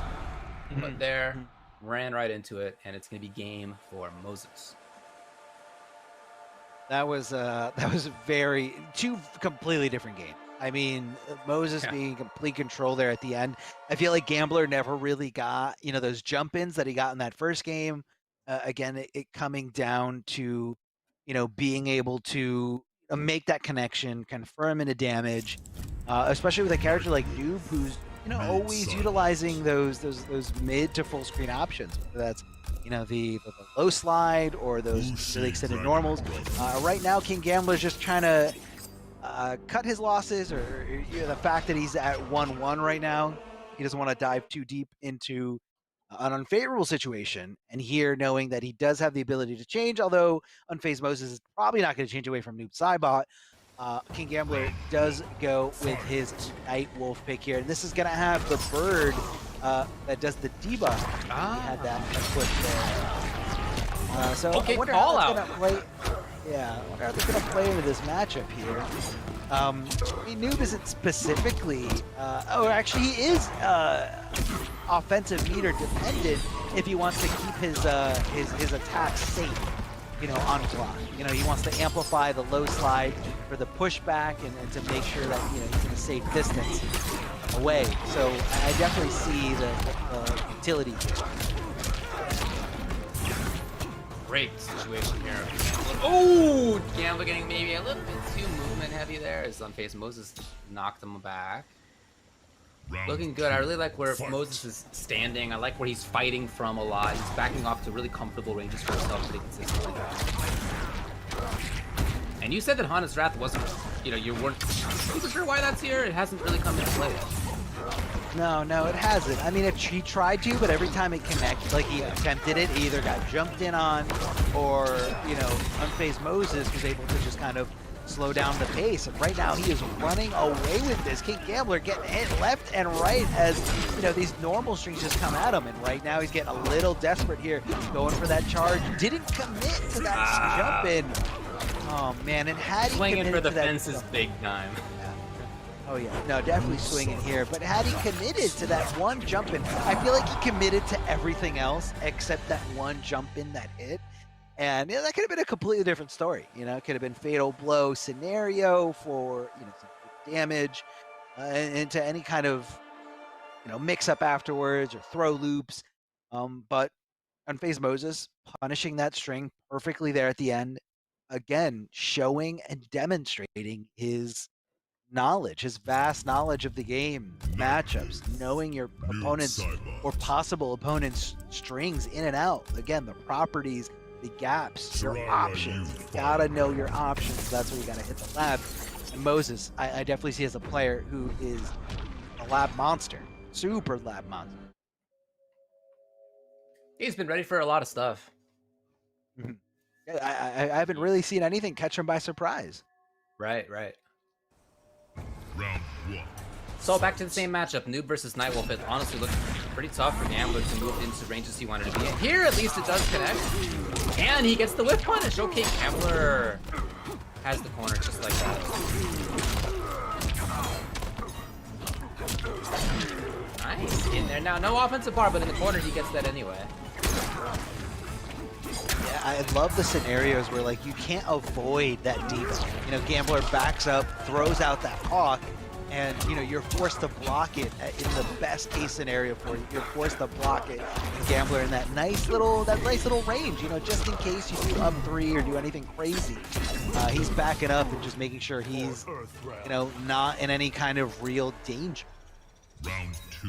It was a big chase for Gambler. He really had to go all the way to the one side of the stage, all the way to the other, chasing Unfazed Moses. But yeah, and again, he starts it off really well, doing that same thing. No breakaway as all the way to the corner, and now he's stuck here. Moses is in trouble. Breakaway. I've just gotten out of it, I guess. Damage there for Moses, 40%, like for a bar. That's so good here. Nice little down poke here from King Gambler, recognizing his hits, recognizing he is at a super hit advantage. So much damage, and just like that, summoning that eagle. I wonder if, and I'm gonna assume that it does, if you have that debuff on and you go into a last breath scenario, does it not give you last breath, and do you just die? No, I think it does. In fact, I think we saw that. I think we saw that in the previous round. I think it does still let you do last breath. You just can't actively use your meter. Okay, so it just shuts off meter. Yeah, it shuts off meter, so you know you have no access to wake up attacks. You have no access to breakaway if you're getting comboed. I see. But still, yeah. The fact that it happens even if you block it, and the fact that it did, it's such a good, you know, on paper, you know, just from knowing that, I wasn't too sure about this move, but this custom move, my eyes are definitely open to this because of King Gambler. And, you know, that's really cool. Like, to be a top level player, a pro player, who can say, like, I put this on the map, like, people do this, or people are scared of this because of me, like that is super awesome. And I love to see it. I love to see it. We're coming into the final game in this set. One of them will go out of the tournament after this. We got King Gambler, Unfazed Moses, coming back on the same character, of course. Same variation. Fight.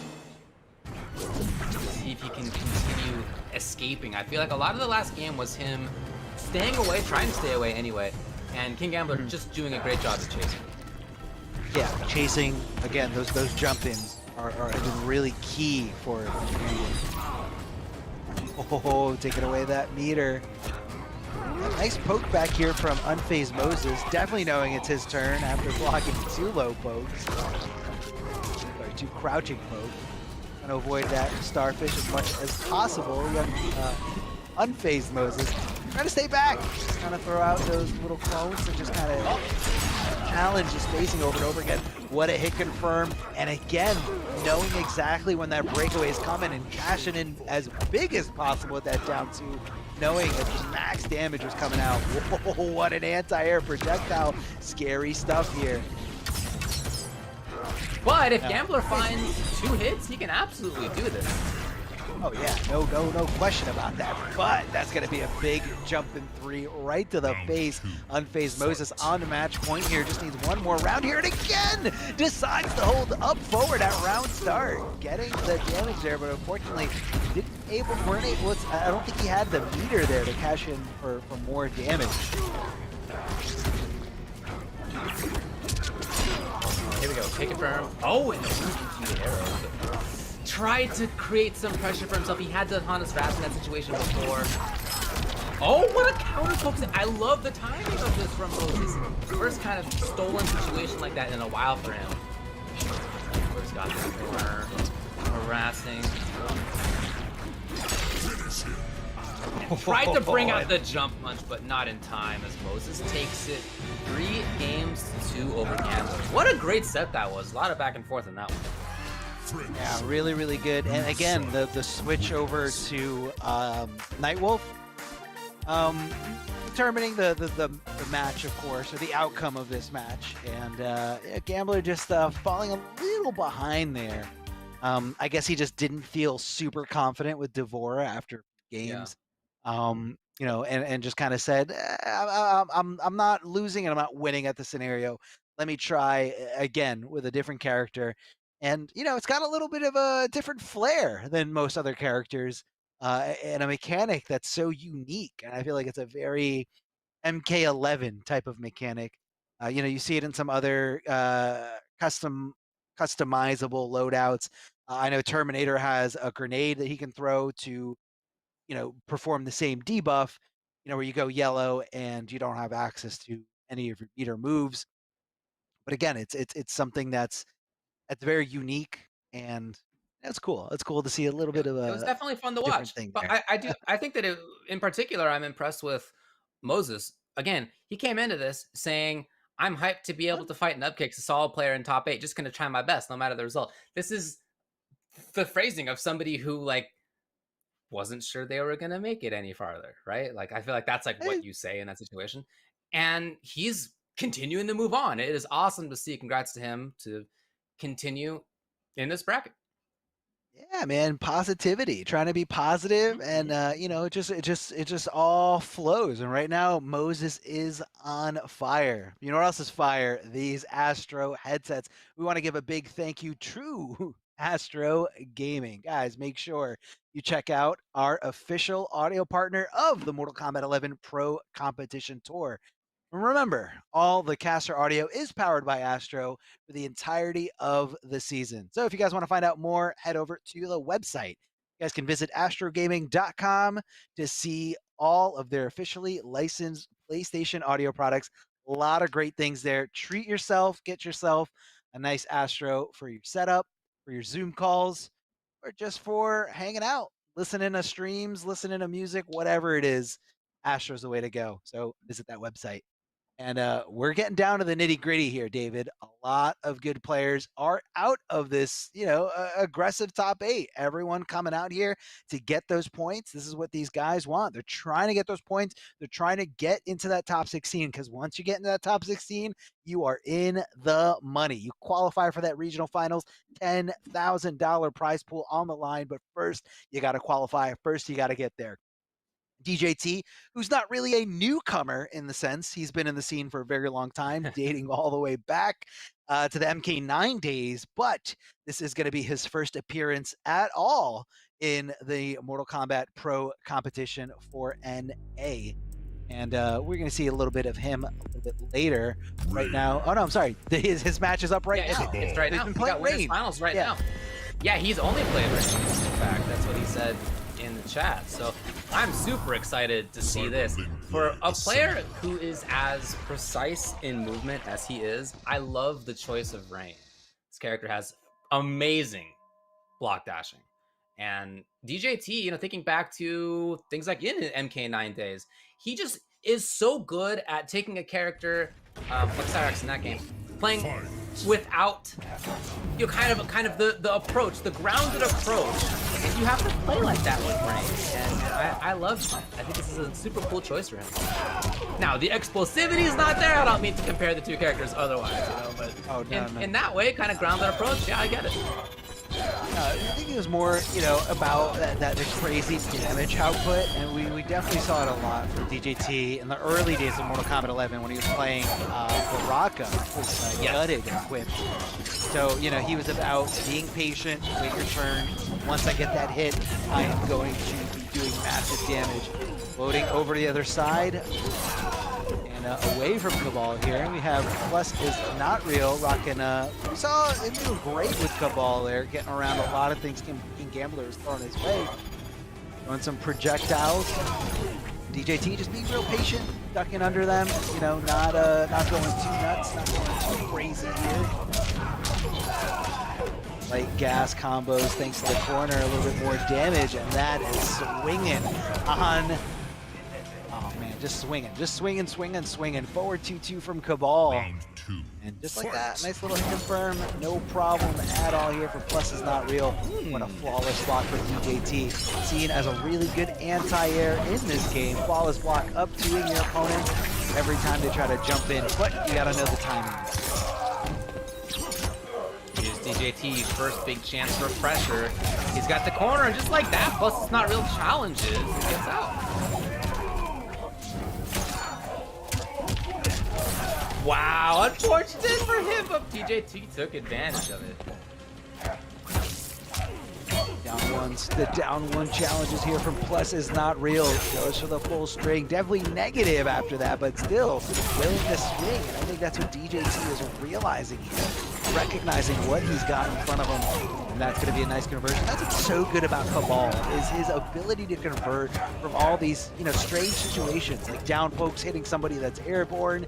You go into quick grab, you go into Nomad Dash. There's so many options you have there. And DJT just throwing those kicks all over the place here, and it's definitely a safe move, and it's kind of one of those why not moves, just in case they're not, anticipating it, or don't think you're going to cancel into it.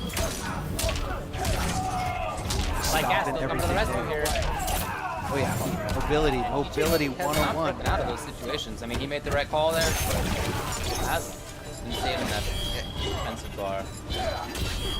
Getting a little tricky there with that ground pound Rain.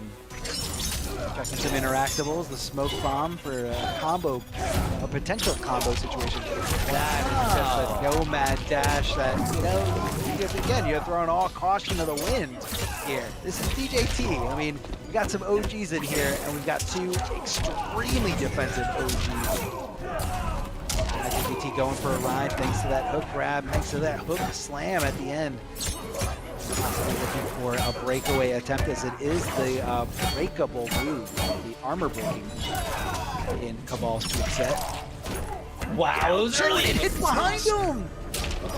Okay, yeah, DJT ends down two. Right, yeah, what that was early anti-air, and he definitely was right about it. And also the fact that Cabal's, jump and kick, you don't want to mess with that thing. I mean, it's so active, so in your face, so extended. A lot of scenarios where it's just going to be doing work here. I am thinking about that Nomad Dash, though, even though it was still close otherwise. That just is maybe a sign that Plus is not as comfortable hanging out and playing slowly.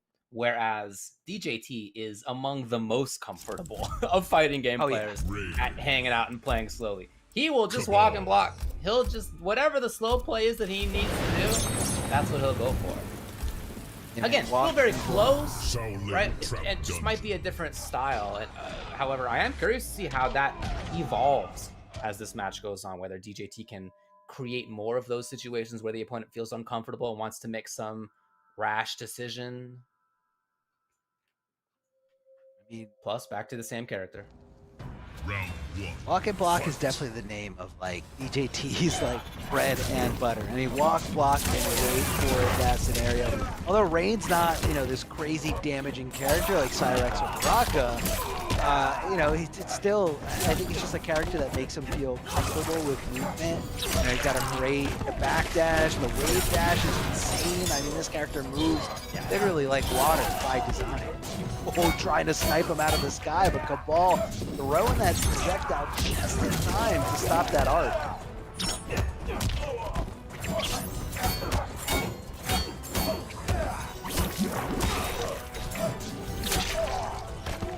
The down two has really been coming into play a lot.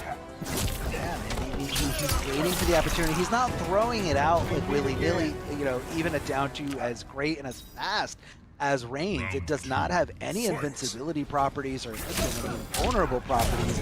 So, you know, it's all about timing. It is all about that timing. Slam to kind of throw him over to the other side.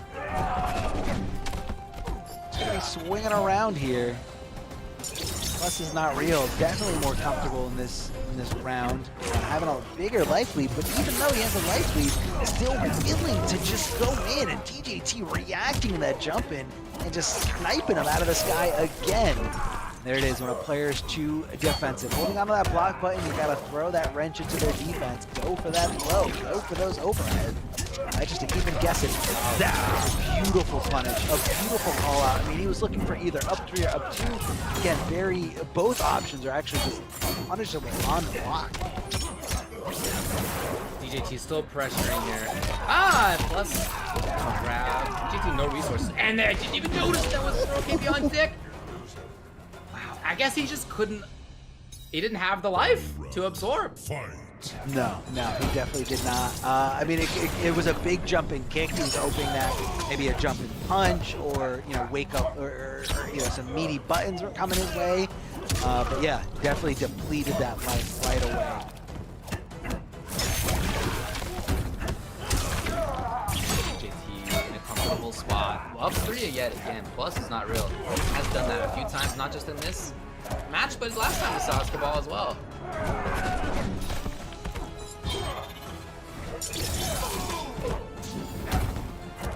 Heard it. Gotta escape from those throw attempts here. Just getting checked there. Plus is real.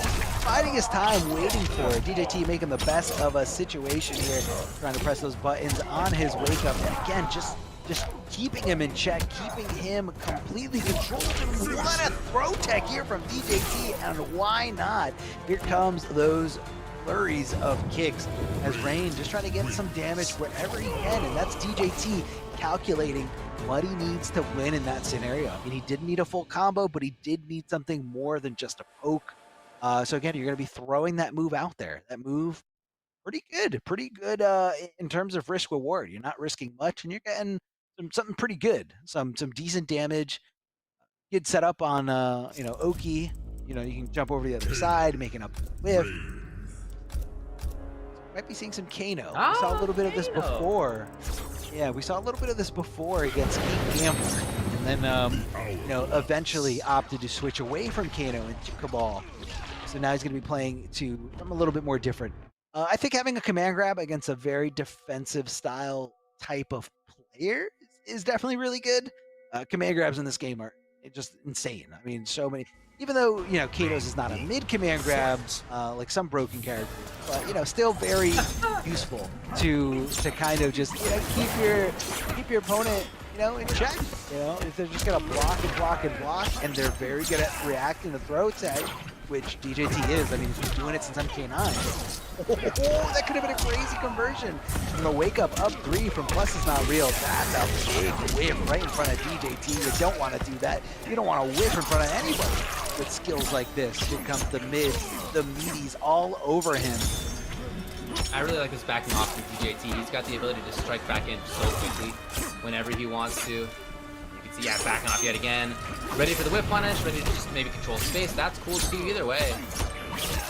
Oh, and that could have been a bigger punish there. DJT getting around that throw because he actually got hit by the tick portion of that tick throw setup. You don't want to jump in there, but if you are jumping in there, being airborne is probably better than being grounded, because while you're grounded, A lot more of a hit stun and more of a recognizable guaranteed pop-up situation for Kano when your acid-filled body blows up.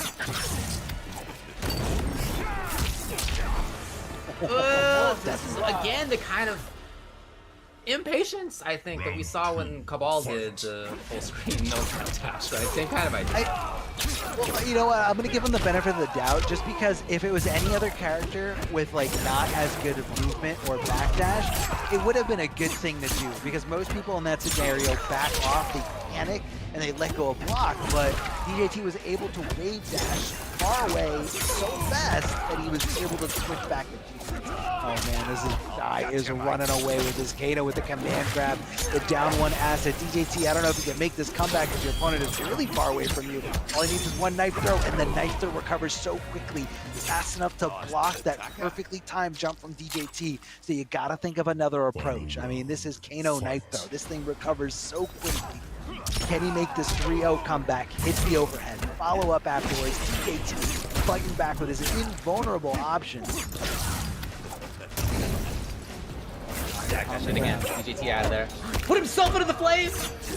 I think because he whiffed that down one, he wasn't able to connect the combo. That is such a heartbreaker here. Oh, neutral jump one. Very strange. Yeah, that ball is blocked up. Yeah, oh yeah. So good.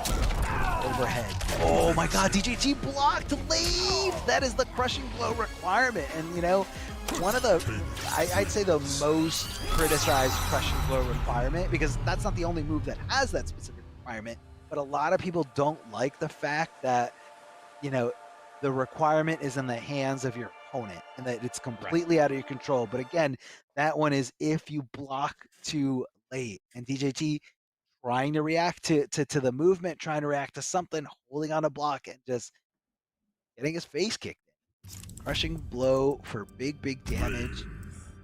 Plus is real. Looking to make this comeback here with Kano. Just switching gears completely. Betting it all on this character, knowing that DJT could switch to something else. Could switch to Baraka or any of the other characters he's playing. Again, really good player. I mean, his first try here, making it all the way to winners finals. Of course, with a little help from Too Easy. But still, like he look, before that he made it into top 8 winners, no problem playing Rain.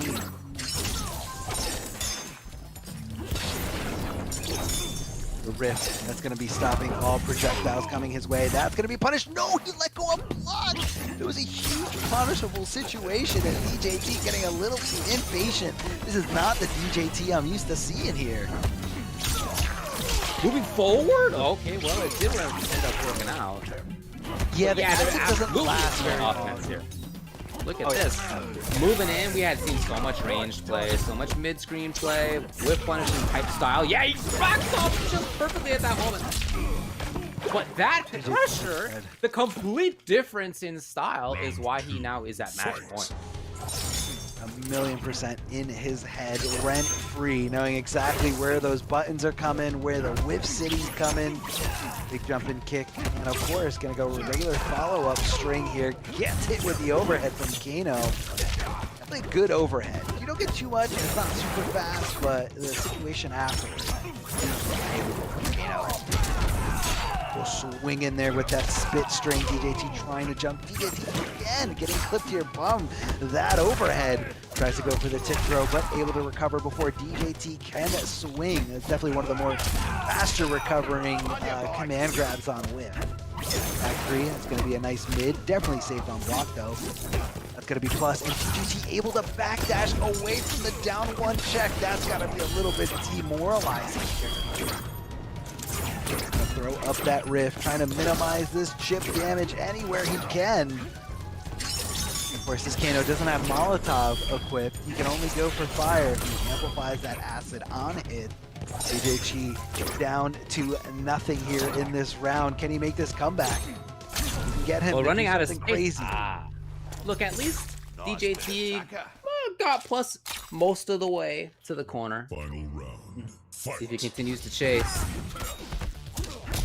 The block was there. This time the punish is there. Now breaking away his plus is not real, but still DJT right back in there. Escape failed as well. both sides. The rift, throwing up the rift here. Oh, here comes the waves towards him, and DJT again, so good at going in, putting himself at negative, but being able to backdash out of there. That's gonna be a big crushing blow, 30%. So much damage. Oh no, this looks like it is curtains for us. Is not real. This is tough. Definitely man, even Kano forward one doesn't quite have the range and the speed compared to where Rain can be. I mean, and just like that, DJT moves himself into grand finals. You never know where Rain is.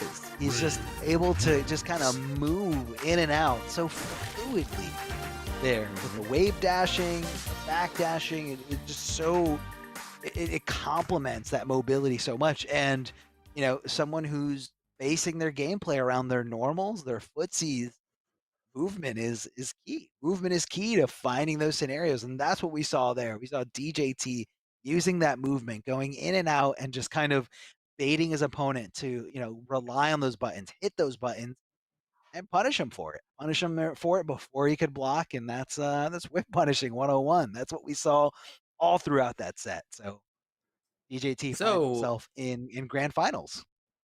Exactly right. Yeah. Again, DJT. I'm very happy that he has finally joined one of these things. He's going to need to do it at least a couple more times, probably at least one more time, depending on what the results are today. But great to see that he's in here. Not surprised to see that he's doing as well as he is. Oh yeah, man.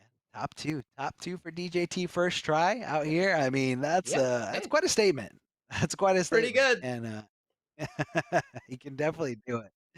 So we want to give a big shout out to and remind everyone about PlayStation 4. The Mortal Kombat 11 Pro Competition is presented by PS4 Tournaments, so you can check out the PS4 Tournament Open Series. PS4 tournaments are weekly competitions for all skill levels. You guys can compete against your friends and rivals for unique rewards. You can visit PlayStation 4 Competition Center, the one destination that has Mortal Kombat content that gives you an inside look at how top players play, and you get to see some tips and tricks for players of all skill levels. All you got to do is go to compete.playstation.com, sign in with your PSN ID, and you can see all the tournaments that are available there. Not just Mortal Kombat, not just fighting games, a lot of different gaming genres. So if you're a competitive player, definitely head on over there to see what they got in store for you. A lot of fun to be had in competing. I mean, this is why we're here. We're competitors. We love to compete. We love, you know, that environment. So if you're watching, you love it on some aspect too. So get out there, compete, and more importantly, have fun. I mean, this is what it's all about. Fun one coming up next in loser semifinals between Titanium Tiger and Unfazed Moses. Yes, here's the bracket. Tigers has been up here before. This is somebody who's doing well this year, and no surprise. Again, he's 5th overall in points coming into this thing. Shao Kahn for him all weekend. Whereas for Unfazed Moses, these are his first points of the MKPK. And in doing so, not only top 8, not only 7th, not only 5th, but at least 4th place. So already a great showing, but here he is trying to keep that going, trying to control space, trying to pressure maybe versus Shao Kahn. Round 1, fight. Here we go. Okay, so we got the air hammer, ground hammer. Yeah, the air hammer I feel like is going to be a complete counter pick to, you know, the low shadow slide from Psybot. Just going to have an option that's not really going to, you know, most people like to jump in on that and get past it, but of course that's very, very risky. Great to see the 1-1 right there, rather than letting Tigers just topple over. Slide just outside of range here. And Tiger's definitely okay with that trade, especially with that crushing blow coming right out of there. Doesn't amplify it there, so kind of just able to get away with, you know, scot-free with that scenario. Oh, didn't think he'd extend his string there by canceling. Oh my god, it whiffed! It whiffed! A short hop kick.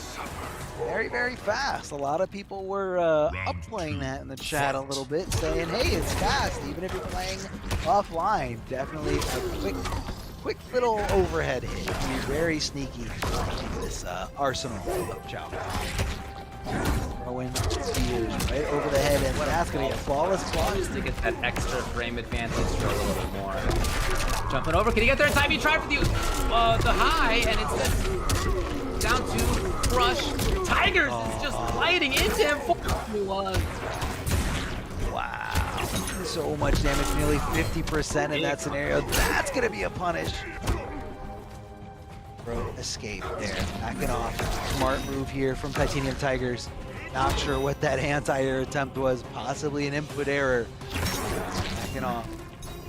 Keeping nice and low, keeping a low profile, chilling out, but not watching that one. Getting cooked there.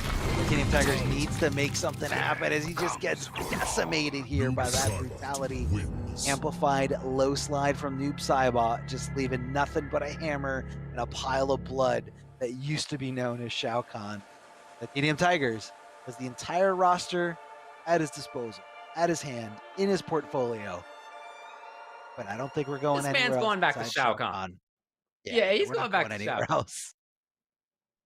Is a man of his word, okay? Can't fault him on that. He said, man. Yeah, he said, here's his quote. He said, I used only Shao and will be using only Shao for the tourney, lol. I'm surprised he didn't add the lol's in there. Important part of that statement is the lol. That just speaks to his character, you know, who he is as a player. He's someone who, you know, has fun as, you know, he competes with some of the best players out there. I mean, he's beaten all calibers of players in different tournament settings. Obviously more online than offline, as, you know, geographically it's a little bit harder for Tigers, you know, when offline was a thing, to get out to all these events, but still everybody knows him as a threat. Really trying to outrange that slide, you can see. And Moses moving up into a range where he can confidently try the zone, try to control space, maybe is a better way to phrase it. Tigers, yeah, there it is, exactly what he's looking for. Just outside of the slide where he can get the punish. Oh! He actually didn't even have defensive bar just in case. Called it out, man. Called out that armor breaking on that comes the properties from Shao Kahn. Forward throw to kind of keep the corner positioning here. Tigers not trying to check there, but like we saw, it is punishment. So every time you see that back three, you gotta wonder, was it actually safe? Did he just get away with murder? Because nobody knows how to fight Shao Kahn, because everyone says that's definitely an input error. That is definitely an input error that cost them a lot of damage, nearly cost them the round. Right now, putting him on life support here. Just a few things.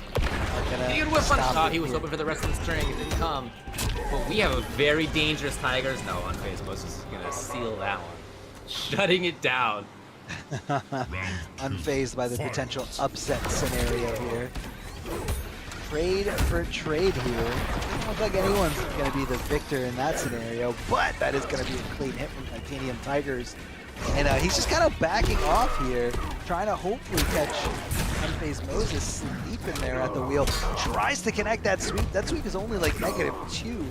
So definitely one of the better sweeps in this game. Maybe a little slow. That's a huge punish here. Wasn't able to convert into much else, possibly because of this loadout here. Down 4. Just kind of poking around here. And didn't even go for throw picks, you know, just went for regular throw, a little bit more predictable in the sense of trying to throw tech. You know, you throw tech at the forward throw instead of the back throw, which a lot of people use to give up the corner but get that more closer to guarantee it. Oh, God, so much here. Noob Saibot hurts in the corner. Yeah, for sure, big damage available. Time for back one. Oh, the jump! Unfortunate, even that huge man's shoulder whiff. He tries it again. Second time he's broken his armor. This is the second time he's broken his armor in this match. Back throw, not a good spot for Titanium Tigers. Has a life deficit and has no real estate at his disposal, but he does have that fatal blow, so you gotta watch out. Oh yeah, look, this is absolutely still doable for Titanium Tigers if he finds 2 more hits at most, but maybe 1 depending on what it is. Even still. Moses does definitely have stage control. He's got the big life lead. He only needs one hit, especially now. Really trying to stay outside of slide range. And dashing, unfortunately, into the ball. I really like what we're seeing out of Unfazed Moses. You know, there was that corner series and a lot of damage out of that. A lot of pressure, a lot of damage out of that. But other than that, for the most part, we've really seen extremely strong space control, stage control, keeping this big beast of a character at the range where he wants him. And even when Tigers has dealt some damage, when he's found situations for himself, some of them have been big risks, like random shoulder that has paid off a couple of times, but obviously a big risk to do. So I think if you're Moses, you might be feeling pretty comfortable right now. You know, definitely feeling yourself in this scenario, feeling completely comfortable.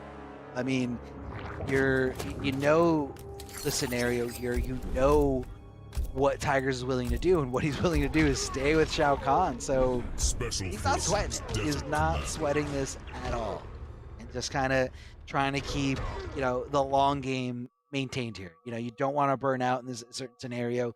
You don't want to overexert yourself, especially if you're in the losers. In this top four, you got a gauntlet ahead of you. If you're winning your match, you got to keep going, keep going, keep going. Unfazed Moses. Throwing out those clones, to try to get that damage on the board, get that damage over Titanium Tigers. Titanium Tigers getting crazy with this throw. Risky stuff with the throw, you see, and that's going to be a big whiff punish right in front of him. Tigers not waiting his turn, not waiting for the frame advantage. Oh, he switched. He's got the spear now rather than the shoulder. Moses still, though, controlling in just the same way. Whiff on the back three.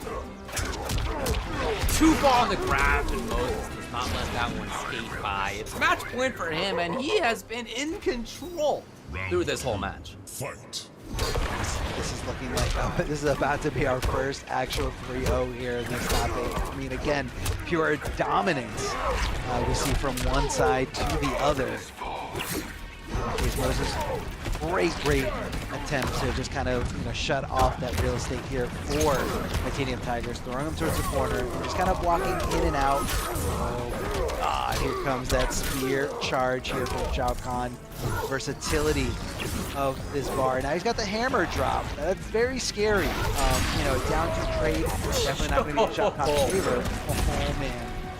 I believe you could also forward dash a lot of these setups before that hammer comes down. Titanium Tigers trying to right jump. Now, it's all Moses still. It's Unfazed Moses. Ball, slide, clone, those have all been huge for him. He didn't have the upper for amplification. He's got it now, buddy! He's literally gonna say spear in his belly first. This Tigers. Maybe he started just above the 30% bar. Oh, 33% there. Raw fatal blow. And this whole night, I mean, in this whole top 8, Titanium Tigers has shown us that he is a player that is willing to let that fatal blow ride. I mean, it's your range, not the best range, pretty good range. And if you can kind of max out that range, a lot of times people let that punish opportunity slip by them. I think he's got a few of these now. He's definitely willing to let his character's health bar be an asset to him. It's a huge chance. Well, got just the grab, but he has this character with 1100 life, and he can afford to tank some damage here and there. A big chance! The crush will come. Looking for the brick, none came. But here's the KB as well. Look at the damage! Oh, 467. Huge damage. I mean, look at the potential here. Titanium Tigers. Just so close to... That was a situation where typically Tigers had thrown spear. There was no reason to this time. He'd already done the KB. He didn't. That wasn't going to kill. Right. It was a safety first kind of situation, and Moses got a little impatient, which is rare. He hasn't done that very often, to his credit. But in the end, that's what Tigers was looking for, and Tigers called it correctly. So he at least gets one win up here. If you look and see how close he was to getting 3-0, round number 2, it came down to that fatal blow. And had Moses showed a little bit more composure, a little bit more patience, that most likely would have gotten blocked, full combo punished. It would have been all Moses here. But again, a high-level player, a veteran, if you will, to this scenario, to this situation, can kind of just throw that idea out of their head, that they let the opportunity slip through their fingers.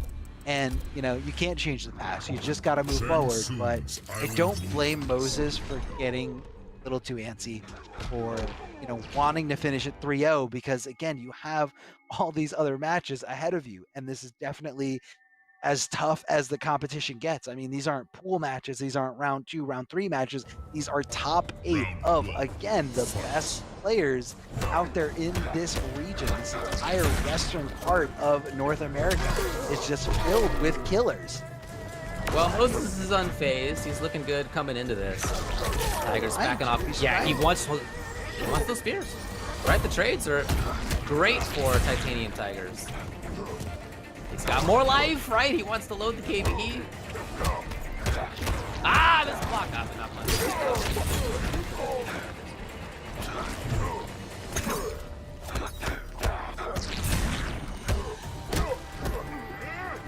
Oh, commits to the throw. That's actually a high, so very risky stuff, but a little bit of a mix. Would you put it past Titanium Tigers to just go for the spear in that situation? No. On block, right? You would do that.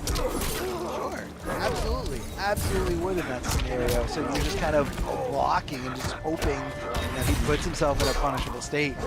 We'll keeping it safe with Titanium Tigers coming out reversal timing with that sweep here. Just trying to stop the mobility. Thought that was going to be enough for the win. Gets the forward throw here, not giving up the corner positioning here. Big jump in kick, but it whiffed. It whiffed right in front of him. Round 2. I love the use of down 2 from Tigers we've seen all top 8. So good. I mean, he knows when to utilize it, and again, always going to be something risky. However, Shao Kahn's got a really great range on his. Oh yeah.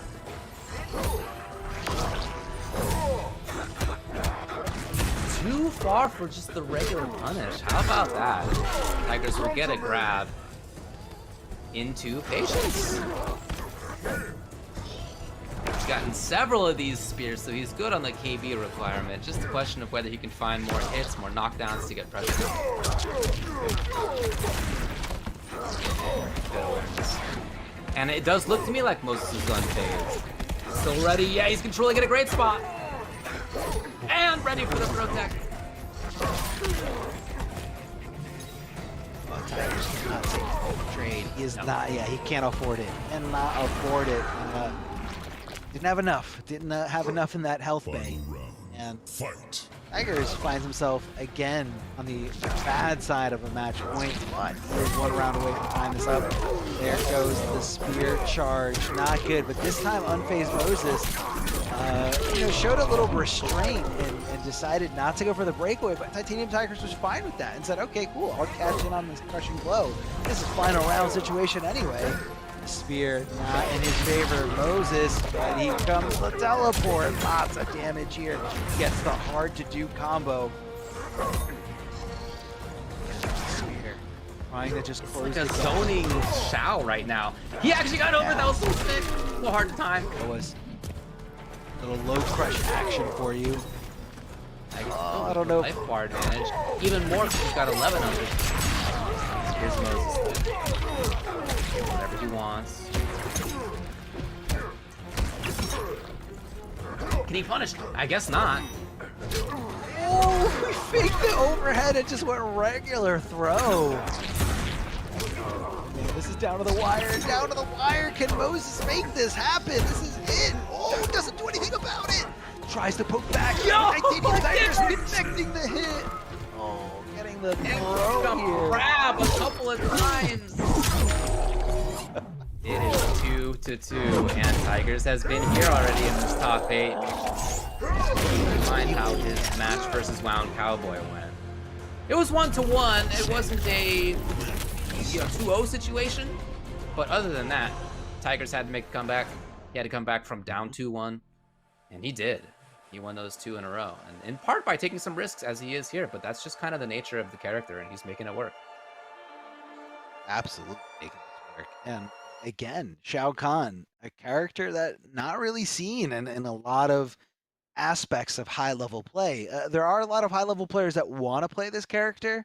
You know, some Right. loyalists that stayed with the character, but you know, at the end of the day, I feel like a lot of top players are like, you know what, my love for winning outweighs my love for Shao Kahn. So, sorry, Shao Kahn, you're gonna go back up on the shelf because I need to win. I need to win some money. I need to get some points. I need to get to some finales. I mean, we got a lot of things out there. You know, community run, esports run. And it's you know, a lot of opportunities out there. So big shout outs to everyone watching. Big shout outs to being part of the community and just making this game so much fun in terms of content and entertainment. I hope you guys are having a great time here. Final game 5 scenario. One of these guys is getting eliminated and sent home a little bit saltier than the other. Oh. Nice range on this. Right. Almost won. The block. Oh no. Not like a book. Smart. No, he does not. Read like a book. Read like a book. Read like a book here. Titanium Tiger. That was smashing 2 in combos. big time. 2 combos for almost 800 damage. Fight. This character needs more, guys. Can't you guys see? Can you guys see what this character struggles with? Having one of them. Never mind. No more. Yeah. No more. Oh, 2. 3. He's ready to party. It's party time. It's party time if he connects that string. It's going to be a big crushing blow. Again, it could be the comeback he needs in this round, but he's got to think of the long game. Is it worth, you know, using it, throwing it now, or, you know, waiting for a game-winning scenario? All is blocking to minimize that chip. Titanium Tigers, you cannot afford these trades. Definitely not in your favor here. Throw in everything, throw in those projectiles, that's what he needs. Here comes the big hammer, big time hammer. He's gonna block, he's trying to get as much chip as possible. Hits that anti-air, but that could have been more. You know, Titanium Tiger. Oh, he didn't reach. On life support. We got a final game, final round situation. One of them moves on to losers finals versus plus is not real. Which one will it be? FaZe Moses, Titanium Tigers, they want this, they want to move on, but I mean, you gotta ask yourself, is the player that can move on from this scenario, is he gonna have what it takes to keep moving on in the bracket? I don't know. I really don't know, but here comes a nice conversion thanks to that teleport amplified combo ability. Oh, he just did it. Spear run. You just did it, David. Unfortunately, look, if you're not going to get the big damage out of it, it's not going to be as worth it, but he is back there on Paul's block. Looking good. Tiger situation for Moses is far away. He's got the spacing he wants. He's got a little bit of a life lead. Tigers is still there. Tigers needs 2 hits. Honestly, only Moses needs 1 if it's the right one. He just walks from way downtown. Life lead now, Tigers. It'll blow from either player. Yeah, Moses just let it rock. I mean, why not? Risk reward. He flawless blocked up 2. Moses got no beater. Wake up back 1! I can't believe it! Moses, unfazed, truly ends up taking it over Titanium Tigers with a Galaxy Brain read. And Tigers is out of here. Big brain As it here. is Goes gonna with be those quick. unfazed Moses going on to losers finals to play versus plus is not real.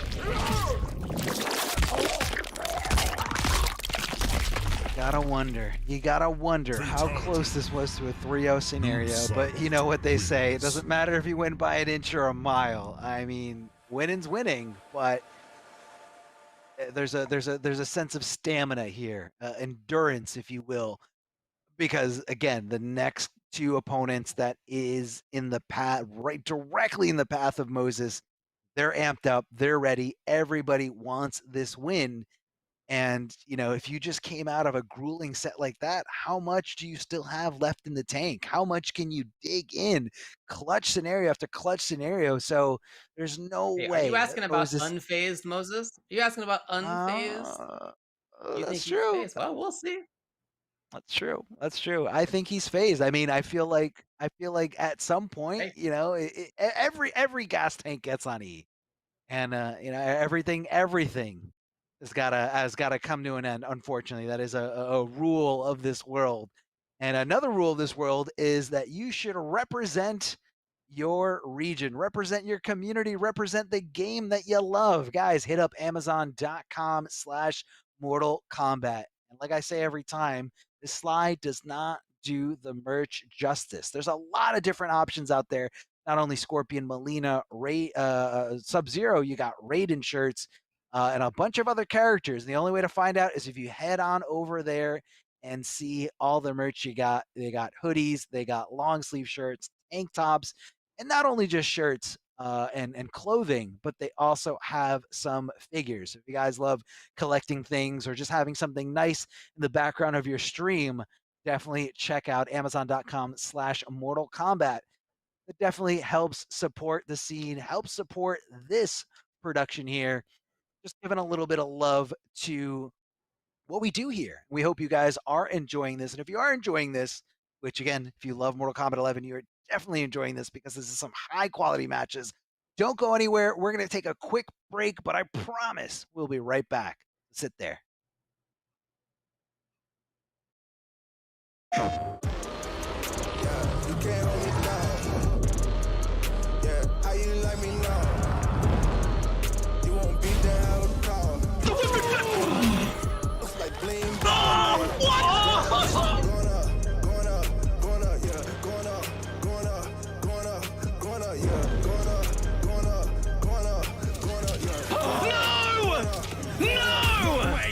No jokes, no gimmicks, just combat.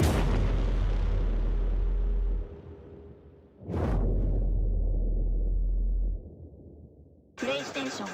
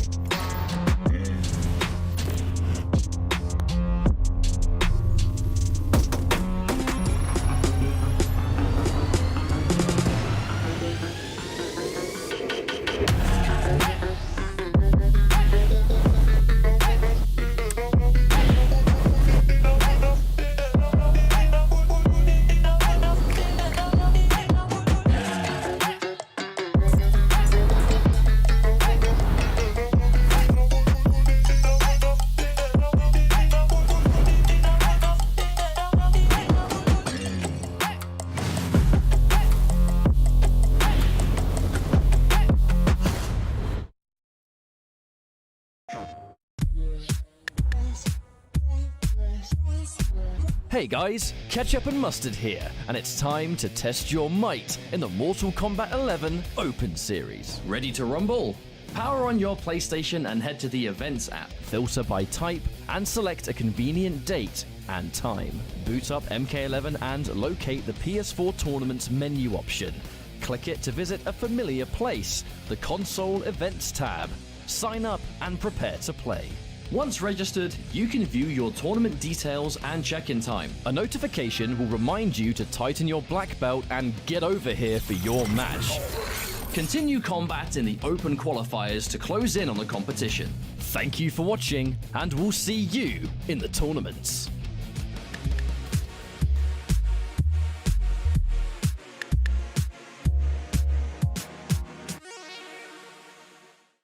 PlayStation.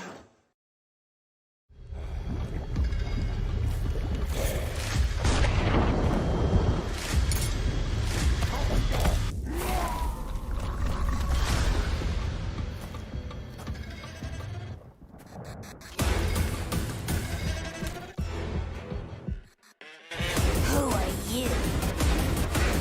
I'm your worst nightmare.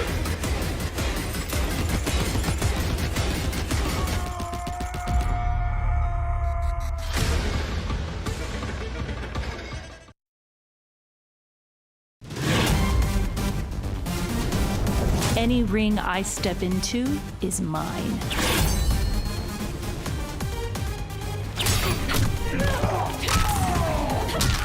End of the line. Then this fight is now personal.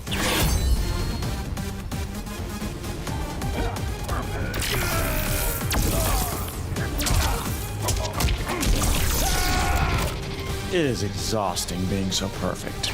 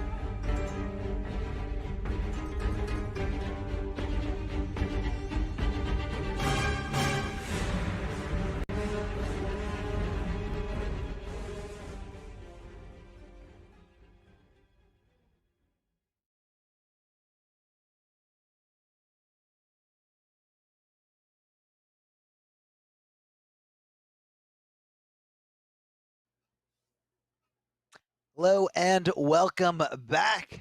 This is Mortal Kombat 11 Pro Competition North America on the West Coast. My name is Darth Arman. I'm joined again here by Ultra David. We're here to bring you the top three. We're going to be jumping into the losers finals here of this set. And the winner of this set is going to be moving on to grand finals where they're going to be facing DJT. That's right. You heard me right. It's 2021 and DJT is in grand finals. I mean, OGs of OGs here. Dating all the way back to the MK9 days, he's going to be facing the winner of these two young guns. Plus is not real versus Unfazed Moses. Unfazed Moses, who just got done in a grueling, incredible set against Titanium Tigers. A lot of back and forth on the verge of 3-0ing Titanium Tigers. And then just so narrowly escaping a reverse 3-0. Unfazed Moses, showing that up until this point, he is remaining unfazed. I don't know how long that's going to last. Ultra David thinks he can go all the way. Ultra David I still think that he can make it happen. I think that could. I think that could be. But what I think is very cool too, in reviewing who we have here in this top three, all the super strong players in the West Coast of NA, and all the players who are in the top 8, top 16 of points. We got DJT with no points coming into this weekend. We got Unfazed Moses with no points coming into this weekend. We got Plus, who's lining up with Shiva, coming into this with 19th in points overall. So we got all 3 people outside of the top 16 where they need to be. They're all going to get more points already. They're battling to see who will get the most points. But in this Losers Finals, Unfazed Moses, it's been noob the entire day. Still is. Plus is not real goes to Shiva. We've seen this before when he made top 8 previously. He tried out Shiva. It didn't work. He ended up switching away. But here he is versus Noob. Losers Finals begins now. Let's see what he can do with them. Definitely a good point there you made, Ultra David. These guys are playing to qualify, or at least try to solidify that spot into the top 16 to get in the money. And right now, Noob Saibot is just getting stomped around all over the place here. That's going to be an unblockable ground pound here from Shiva, but you gotta watch out for the regular stomp, unblockable stomp. There it is, and he makes you pay. This is what you got to do. You know, each time she's doing 100, 150, maximum 3 if she guesses right a few times in a row. If you make her whiff, you have to make it count big time. Oh no! Yeah, no, that is unfortunate there. I think he thought he was going to be closer, or maybe that Shiva was not going to arc the stomp to the left or the right. Jumping is definitely not what you want to do, but he was jumping, to his credit, to the idea or the threat that she was going to do the ground stomp, which hits the floor as an unblockable hitbox here. A little bit crazy here. Bodies and just players all over the place, left and right. And you gotta watch out. Shiva is changing the arc on this unblockable stomp. Whoa, right in front of her. That is such a heartbreaker there. The high going right over Shiva's helmet as she low profiles herself. This is just Stomp City everywhere. Gotta make it. Well, there haven't been 3 in a row yet, at least. At least there's that. If you're Unfazed Moses.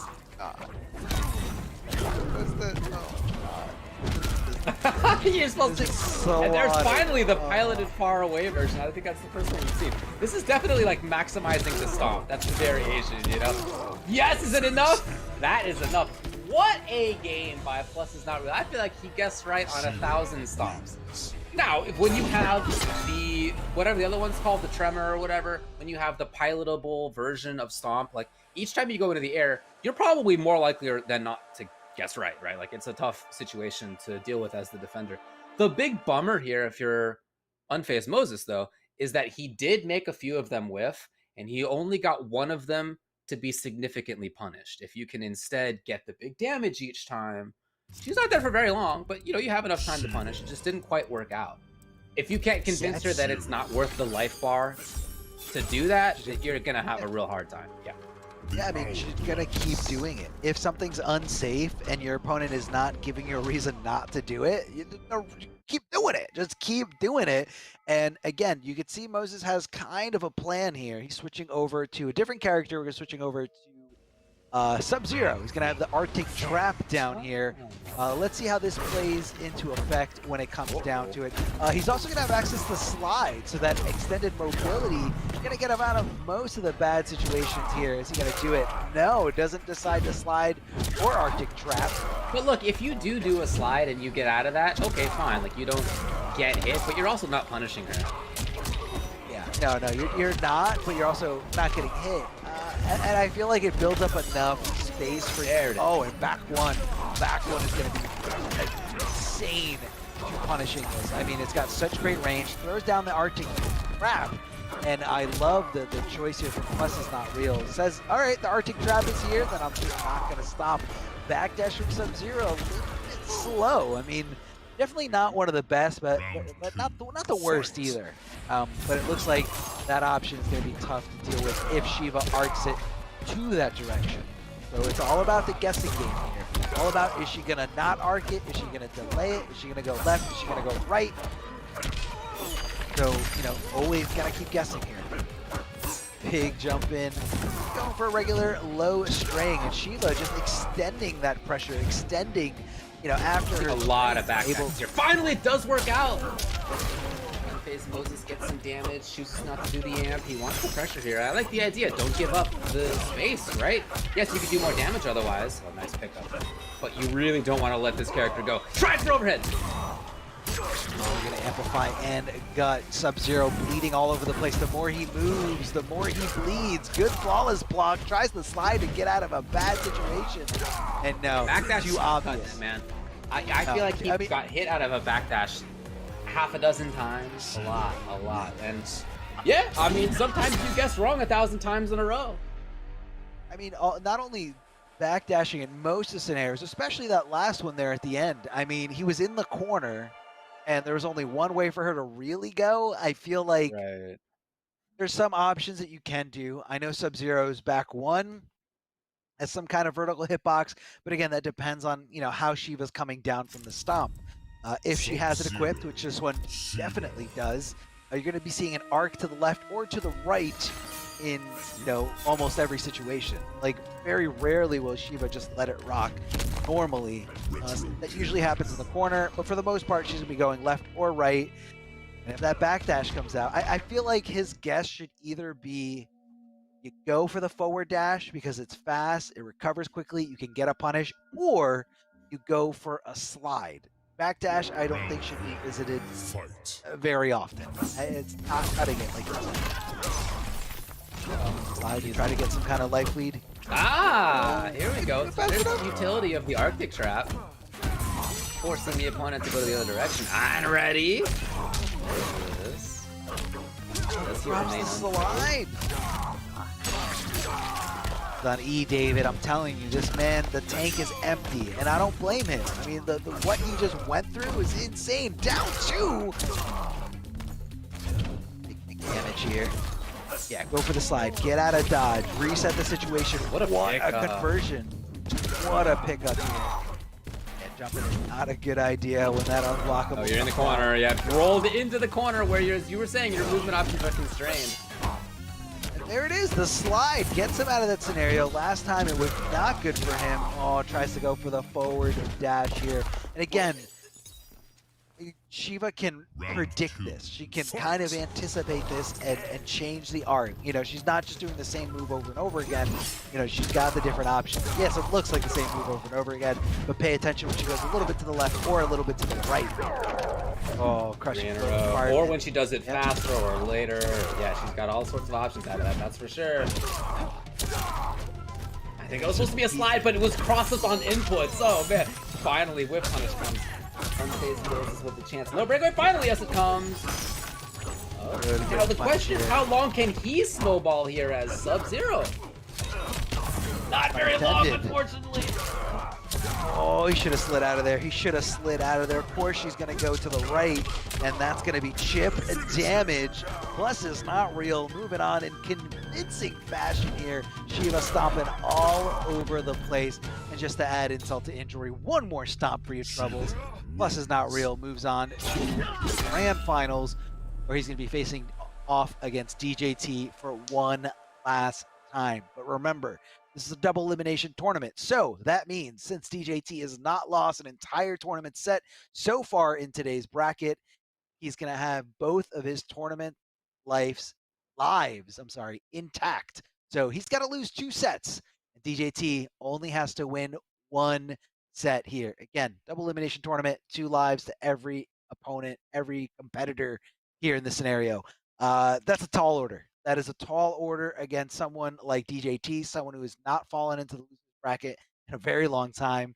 And he's looking crisp, man. I mean, DJT on point as always, super patient. Execution is there. I'd be a little scared. I'd be a little scared for plus is not real. Thanks to Astro Gaming for being the headset of the MKPK this year. Check them out, astrogaming.com. Very pretty situation. And look, this is the truth. I've been wearing this headset for the last 6.5 hours, and it's been a lot of fun commentating. But also, with other headsets, my ears would hurt because I got glasses on, and they don't. And that's nice. It really is honestly nice to be able to say that. So thanks to Astro Gaming. Check them out at astrogaming.com. So we're moving on to the grand finals. You were just keying it up. Let's take just a quick review of the bracket. We can show you all what happened before we get into that. DJT versus Plus is Not Real is the rematch from winners finals. You know what's funky is DJT's only actually played 1 match in this top 8 because of how things worked out, since Too Easy couldn't end up coming.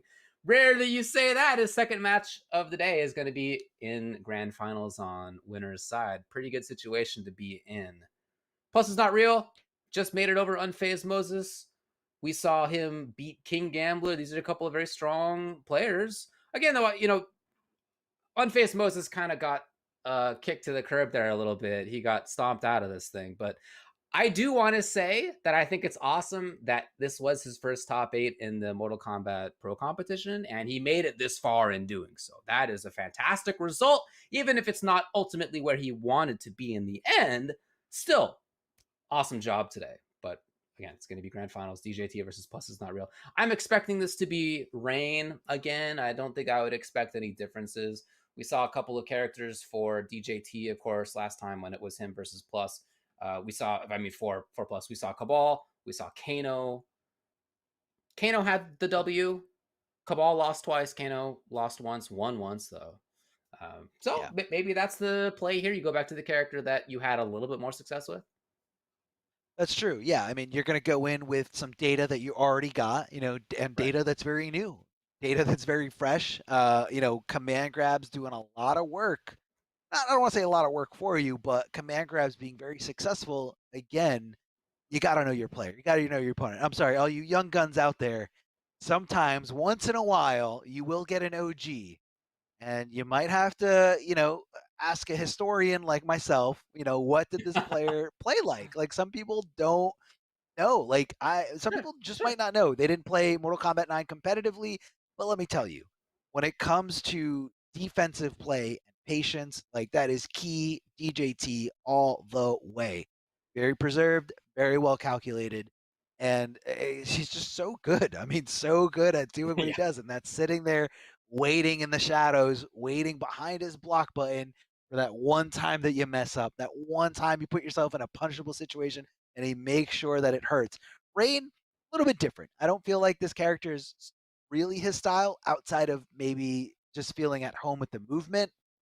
I feel like the movement is very reminiscent of Mortal Kombat 9 movement. I don't know if I'm just making stuff up, if I'm just like seeing it that way because like I want to see it that way, but it could be that could be what's calling out to DDT in this situation. I thought we were going to see RoboCop, and I was about to lose my mind. But either way, we're going to go here with Kano. Most likely going to see the command grab variation again with you know, the manhandled strings, string extensions, along with the acid, which you can amplify for some nice fire flame carpet on the ground in the corner. So yeah, it looks like we have chemical burn, manhandled, and lumbar check. So that is the command grab. For DJT, it looks like we got around the same stuff. That geyser palm going to be key to stopping him in his tracks. Forward 3. Look at how smart he is. That actually punished him. Now, Kano's low profiled after forward 3, so a lot of normals will whiff over him, but throw is not the case. Throw acts as a true mid in that recovery state scenario. We're seeing a lot of how we saw it last time. We're seeing rangy play, we're seeing Plus trying to get in, obviously. DJT in and out, back and forth, but out a lot of the time, and it's hard to know when he's going to be up close. Yeah, back dashing right here. Right back into a little bit of pressure. Plus, yes, Plus frames.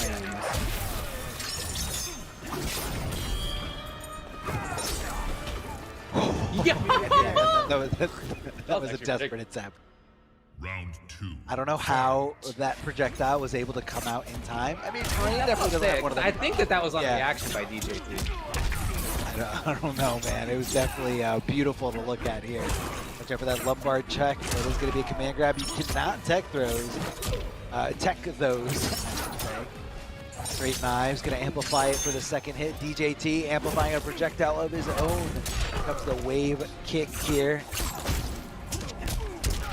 Like, did he flawless block and punish that acid? I mean, acid normally is safe on block, but again, you know, the flawless block get a few more frames in your favor, and that can make normally safe things punishable. That's what DJT just demonstrated before our eyes.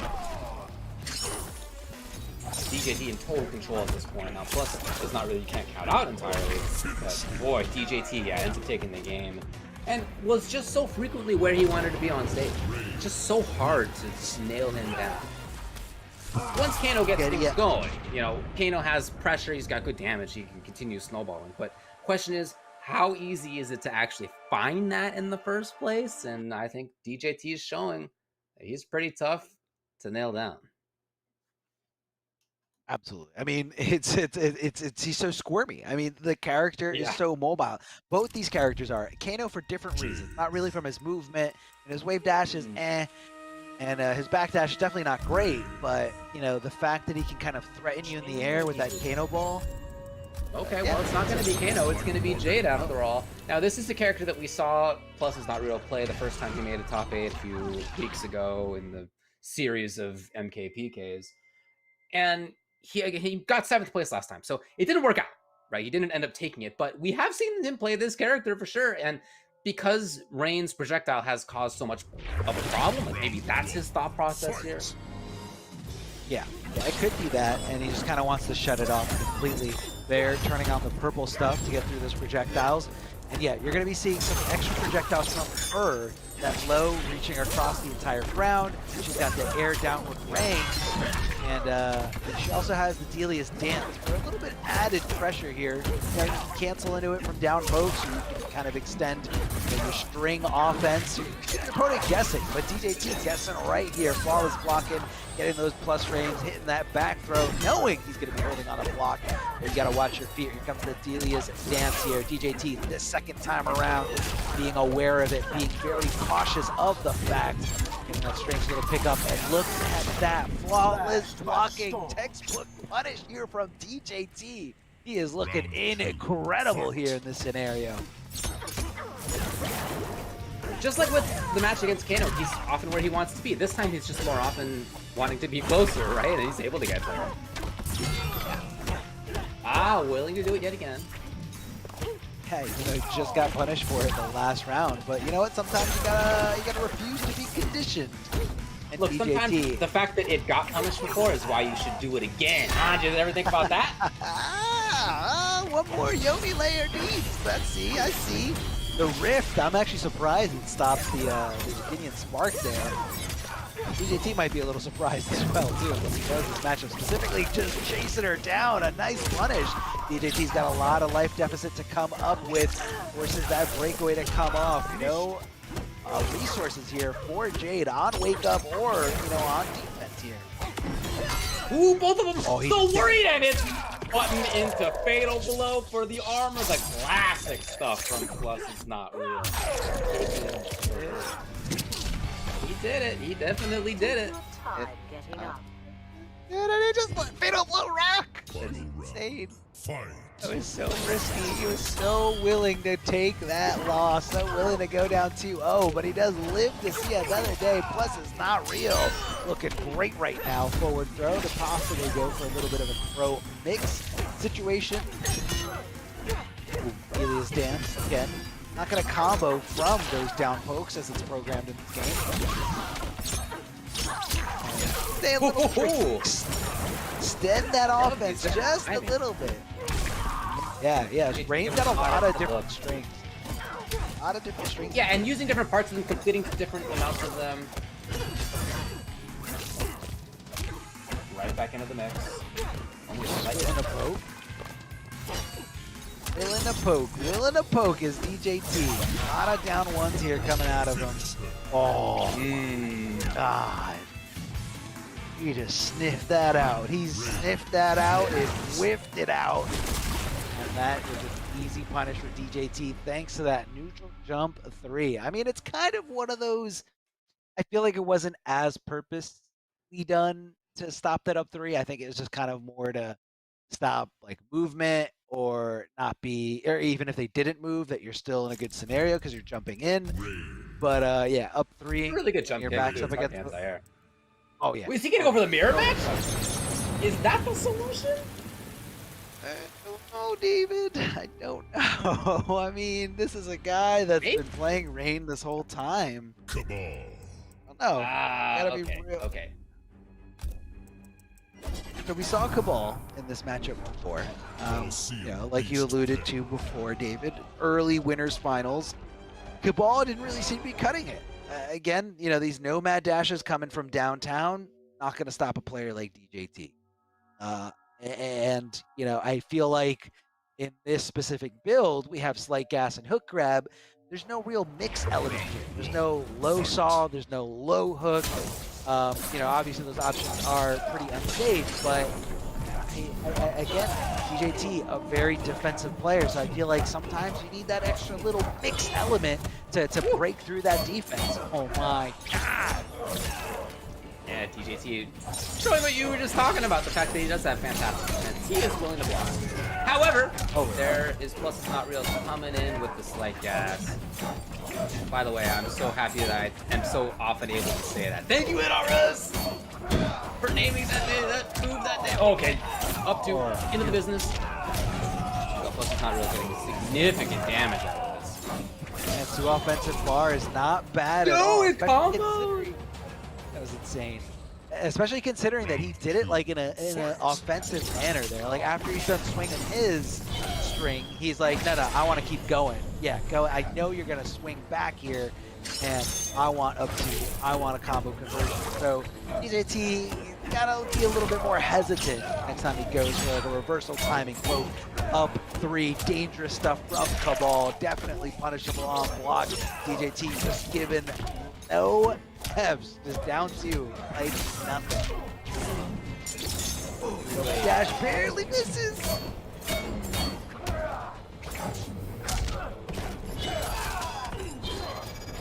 This idea for Plus is not real to play barges from the air, well, finally gets blown up. It had really been serving as well. What a pickup by DJT. The defensive bar is gone. DJT's still there. His staggers have been incredible throughout this whole set. Punish is ready, and it's match point tournament point for DJT. Final round. Fight. DJT looking incredible here, looking to dominate everybody in his path here. A lot of mids coming your way as he's just kind of bullied here in the corner. Again, DJT mixing it up here. Different string timings, different string completions. I mean, the routes. He's just keeping his opponent guessing, and he hasn't been able to get out of here, and he does thanks to some slight gas. Thank you, David. And he just gets out of there and able to find the offensive measures for himself. Down 2 out of the sky, not able to convert.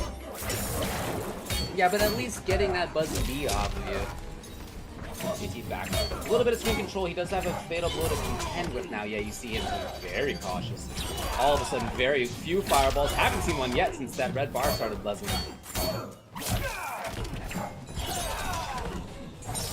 And maybe he's being too complacent. Okay, finally. He was ready for it! Even shift. Yeah, you can't do that one. There's not automatic armor. It's a little bit later, and DJT ends up taking North America West number 5. His first entry into the Mortal Kombat Pro Competition this year is a W. Congrats to DJT.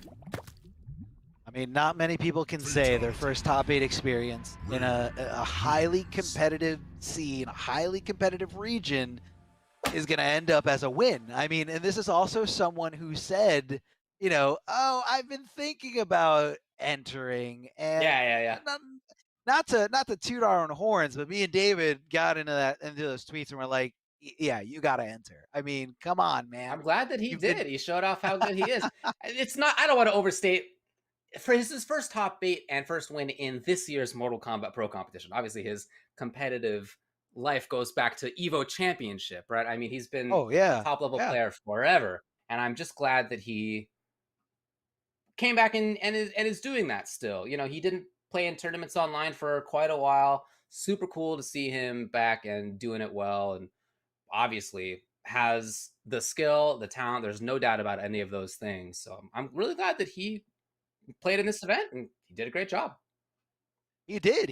And for DJT, it was so easy. I mean, all he had to do is just go to, you know, the PlayStation 4 website, which, you know, it's just that easy for anyone watching at home. Because remember, Mortal Kombat 11 is presented by PS4 tournaments. Check out the PS4 tournament open series, just like DJT did. He was just one entry away from complete glory and solidifying all those points. You know what DJT did? He went to compete.playstation.com, signed in with his PSN ID, and the rest was history. You guys got to witness it. He got through all these players, and he got through this top 8 in convincing fashion. I mean, a 3-0 grand final.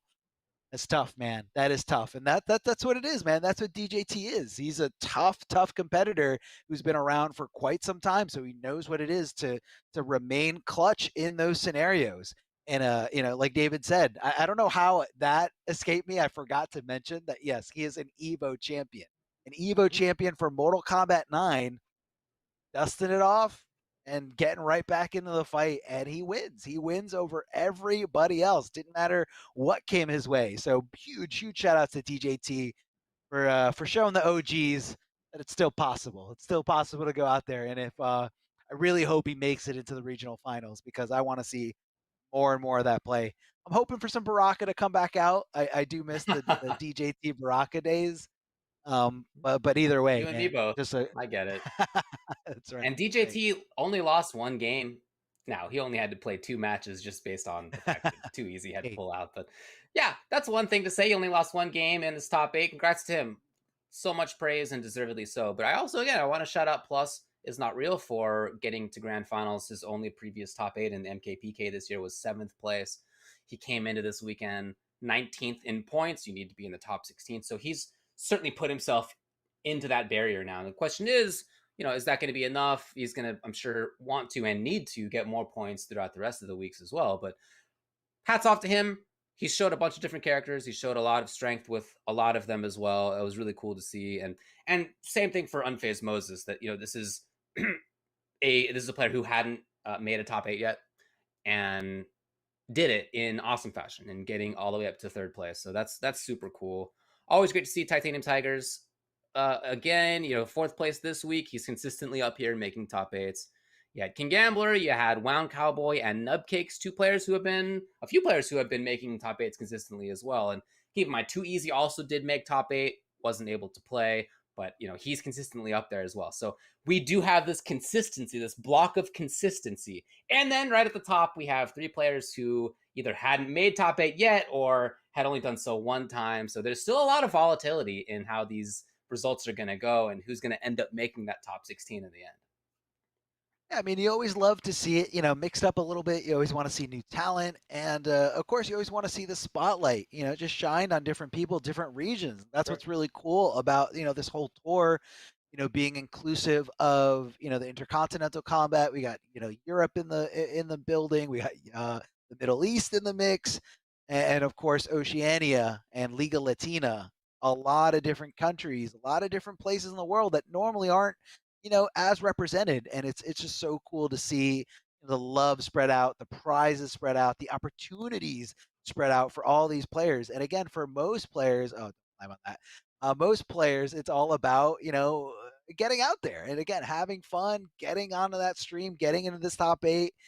And it was an incredible night, man. A lot of great Mortal Kombat action awaits us for a lot, and not just tonight, but a lot of different weeks are ahead of us. I can't wait to see how this finale goes. This is amazing. Any more every single Sunday we got top 8 action going on here on this channel. You can check that out. There's going to be a lot more action, like Darth Armo was just talking about, throughout the rest of the season. But that is going to be it for it tonight. Thanks a lot to everybody for sticking with us throughout this top 8 for NA West. Thanks to Darth Arma. It's fun as always. NA East was won by I'm Big Daddy G, and then DJT taking it for NA West. Couple of great results. Hope you all enjoyed it. Have a good night.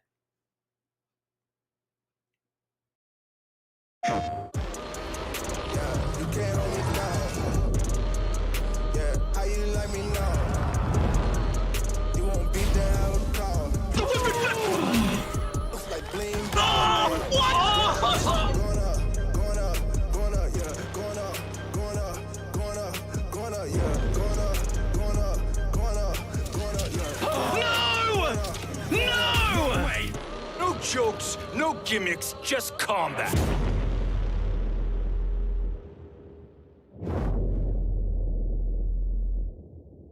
PlayStation.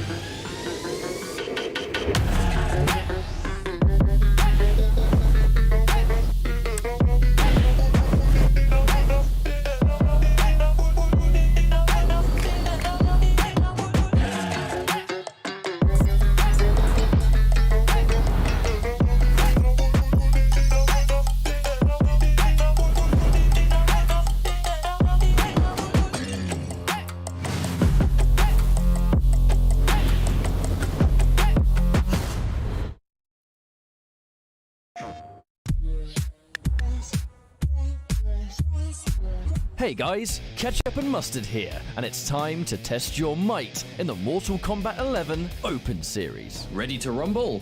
Power on your PlayStation and head to the Events app, filter by type, and select a convenient date and time. Boot up MK11 and locate the PS4 Tournaments menu option. Click it to visit a familiar place, the Console Events tab. Sign up and prepare to play. Once registered, you can view your tournament details and check-in time. A notification will remind you to tighten your black belt and get over here for your match. Continue combat in the open qualifiers to close in on the competition. Thank you for watching, and we'll see you in the tournaments.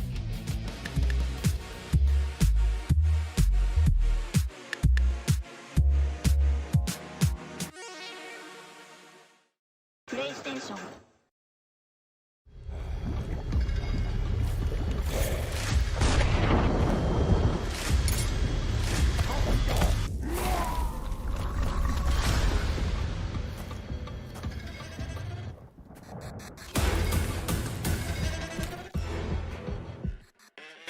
Who are you? I'm your worst nightmare.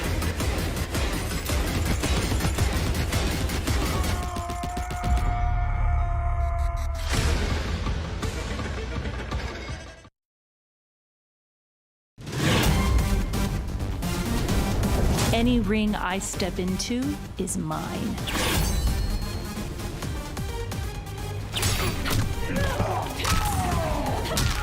End of the line. Then this fight is now personal.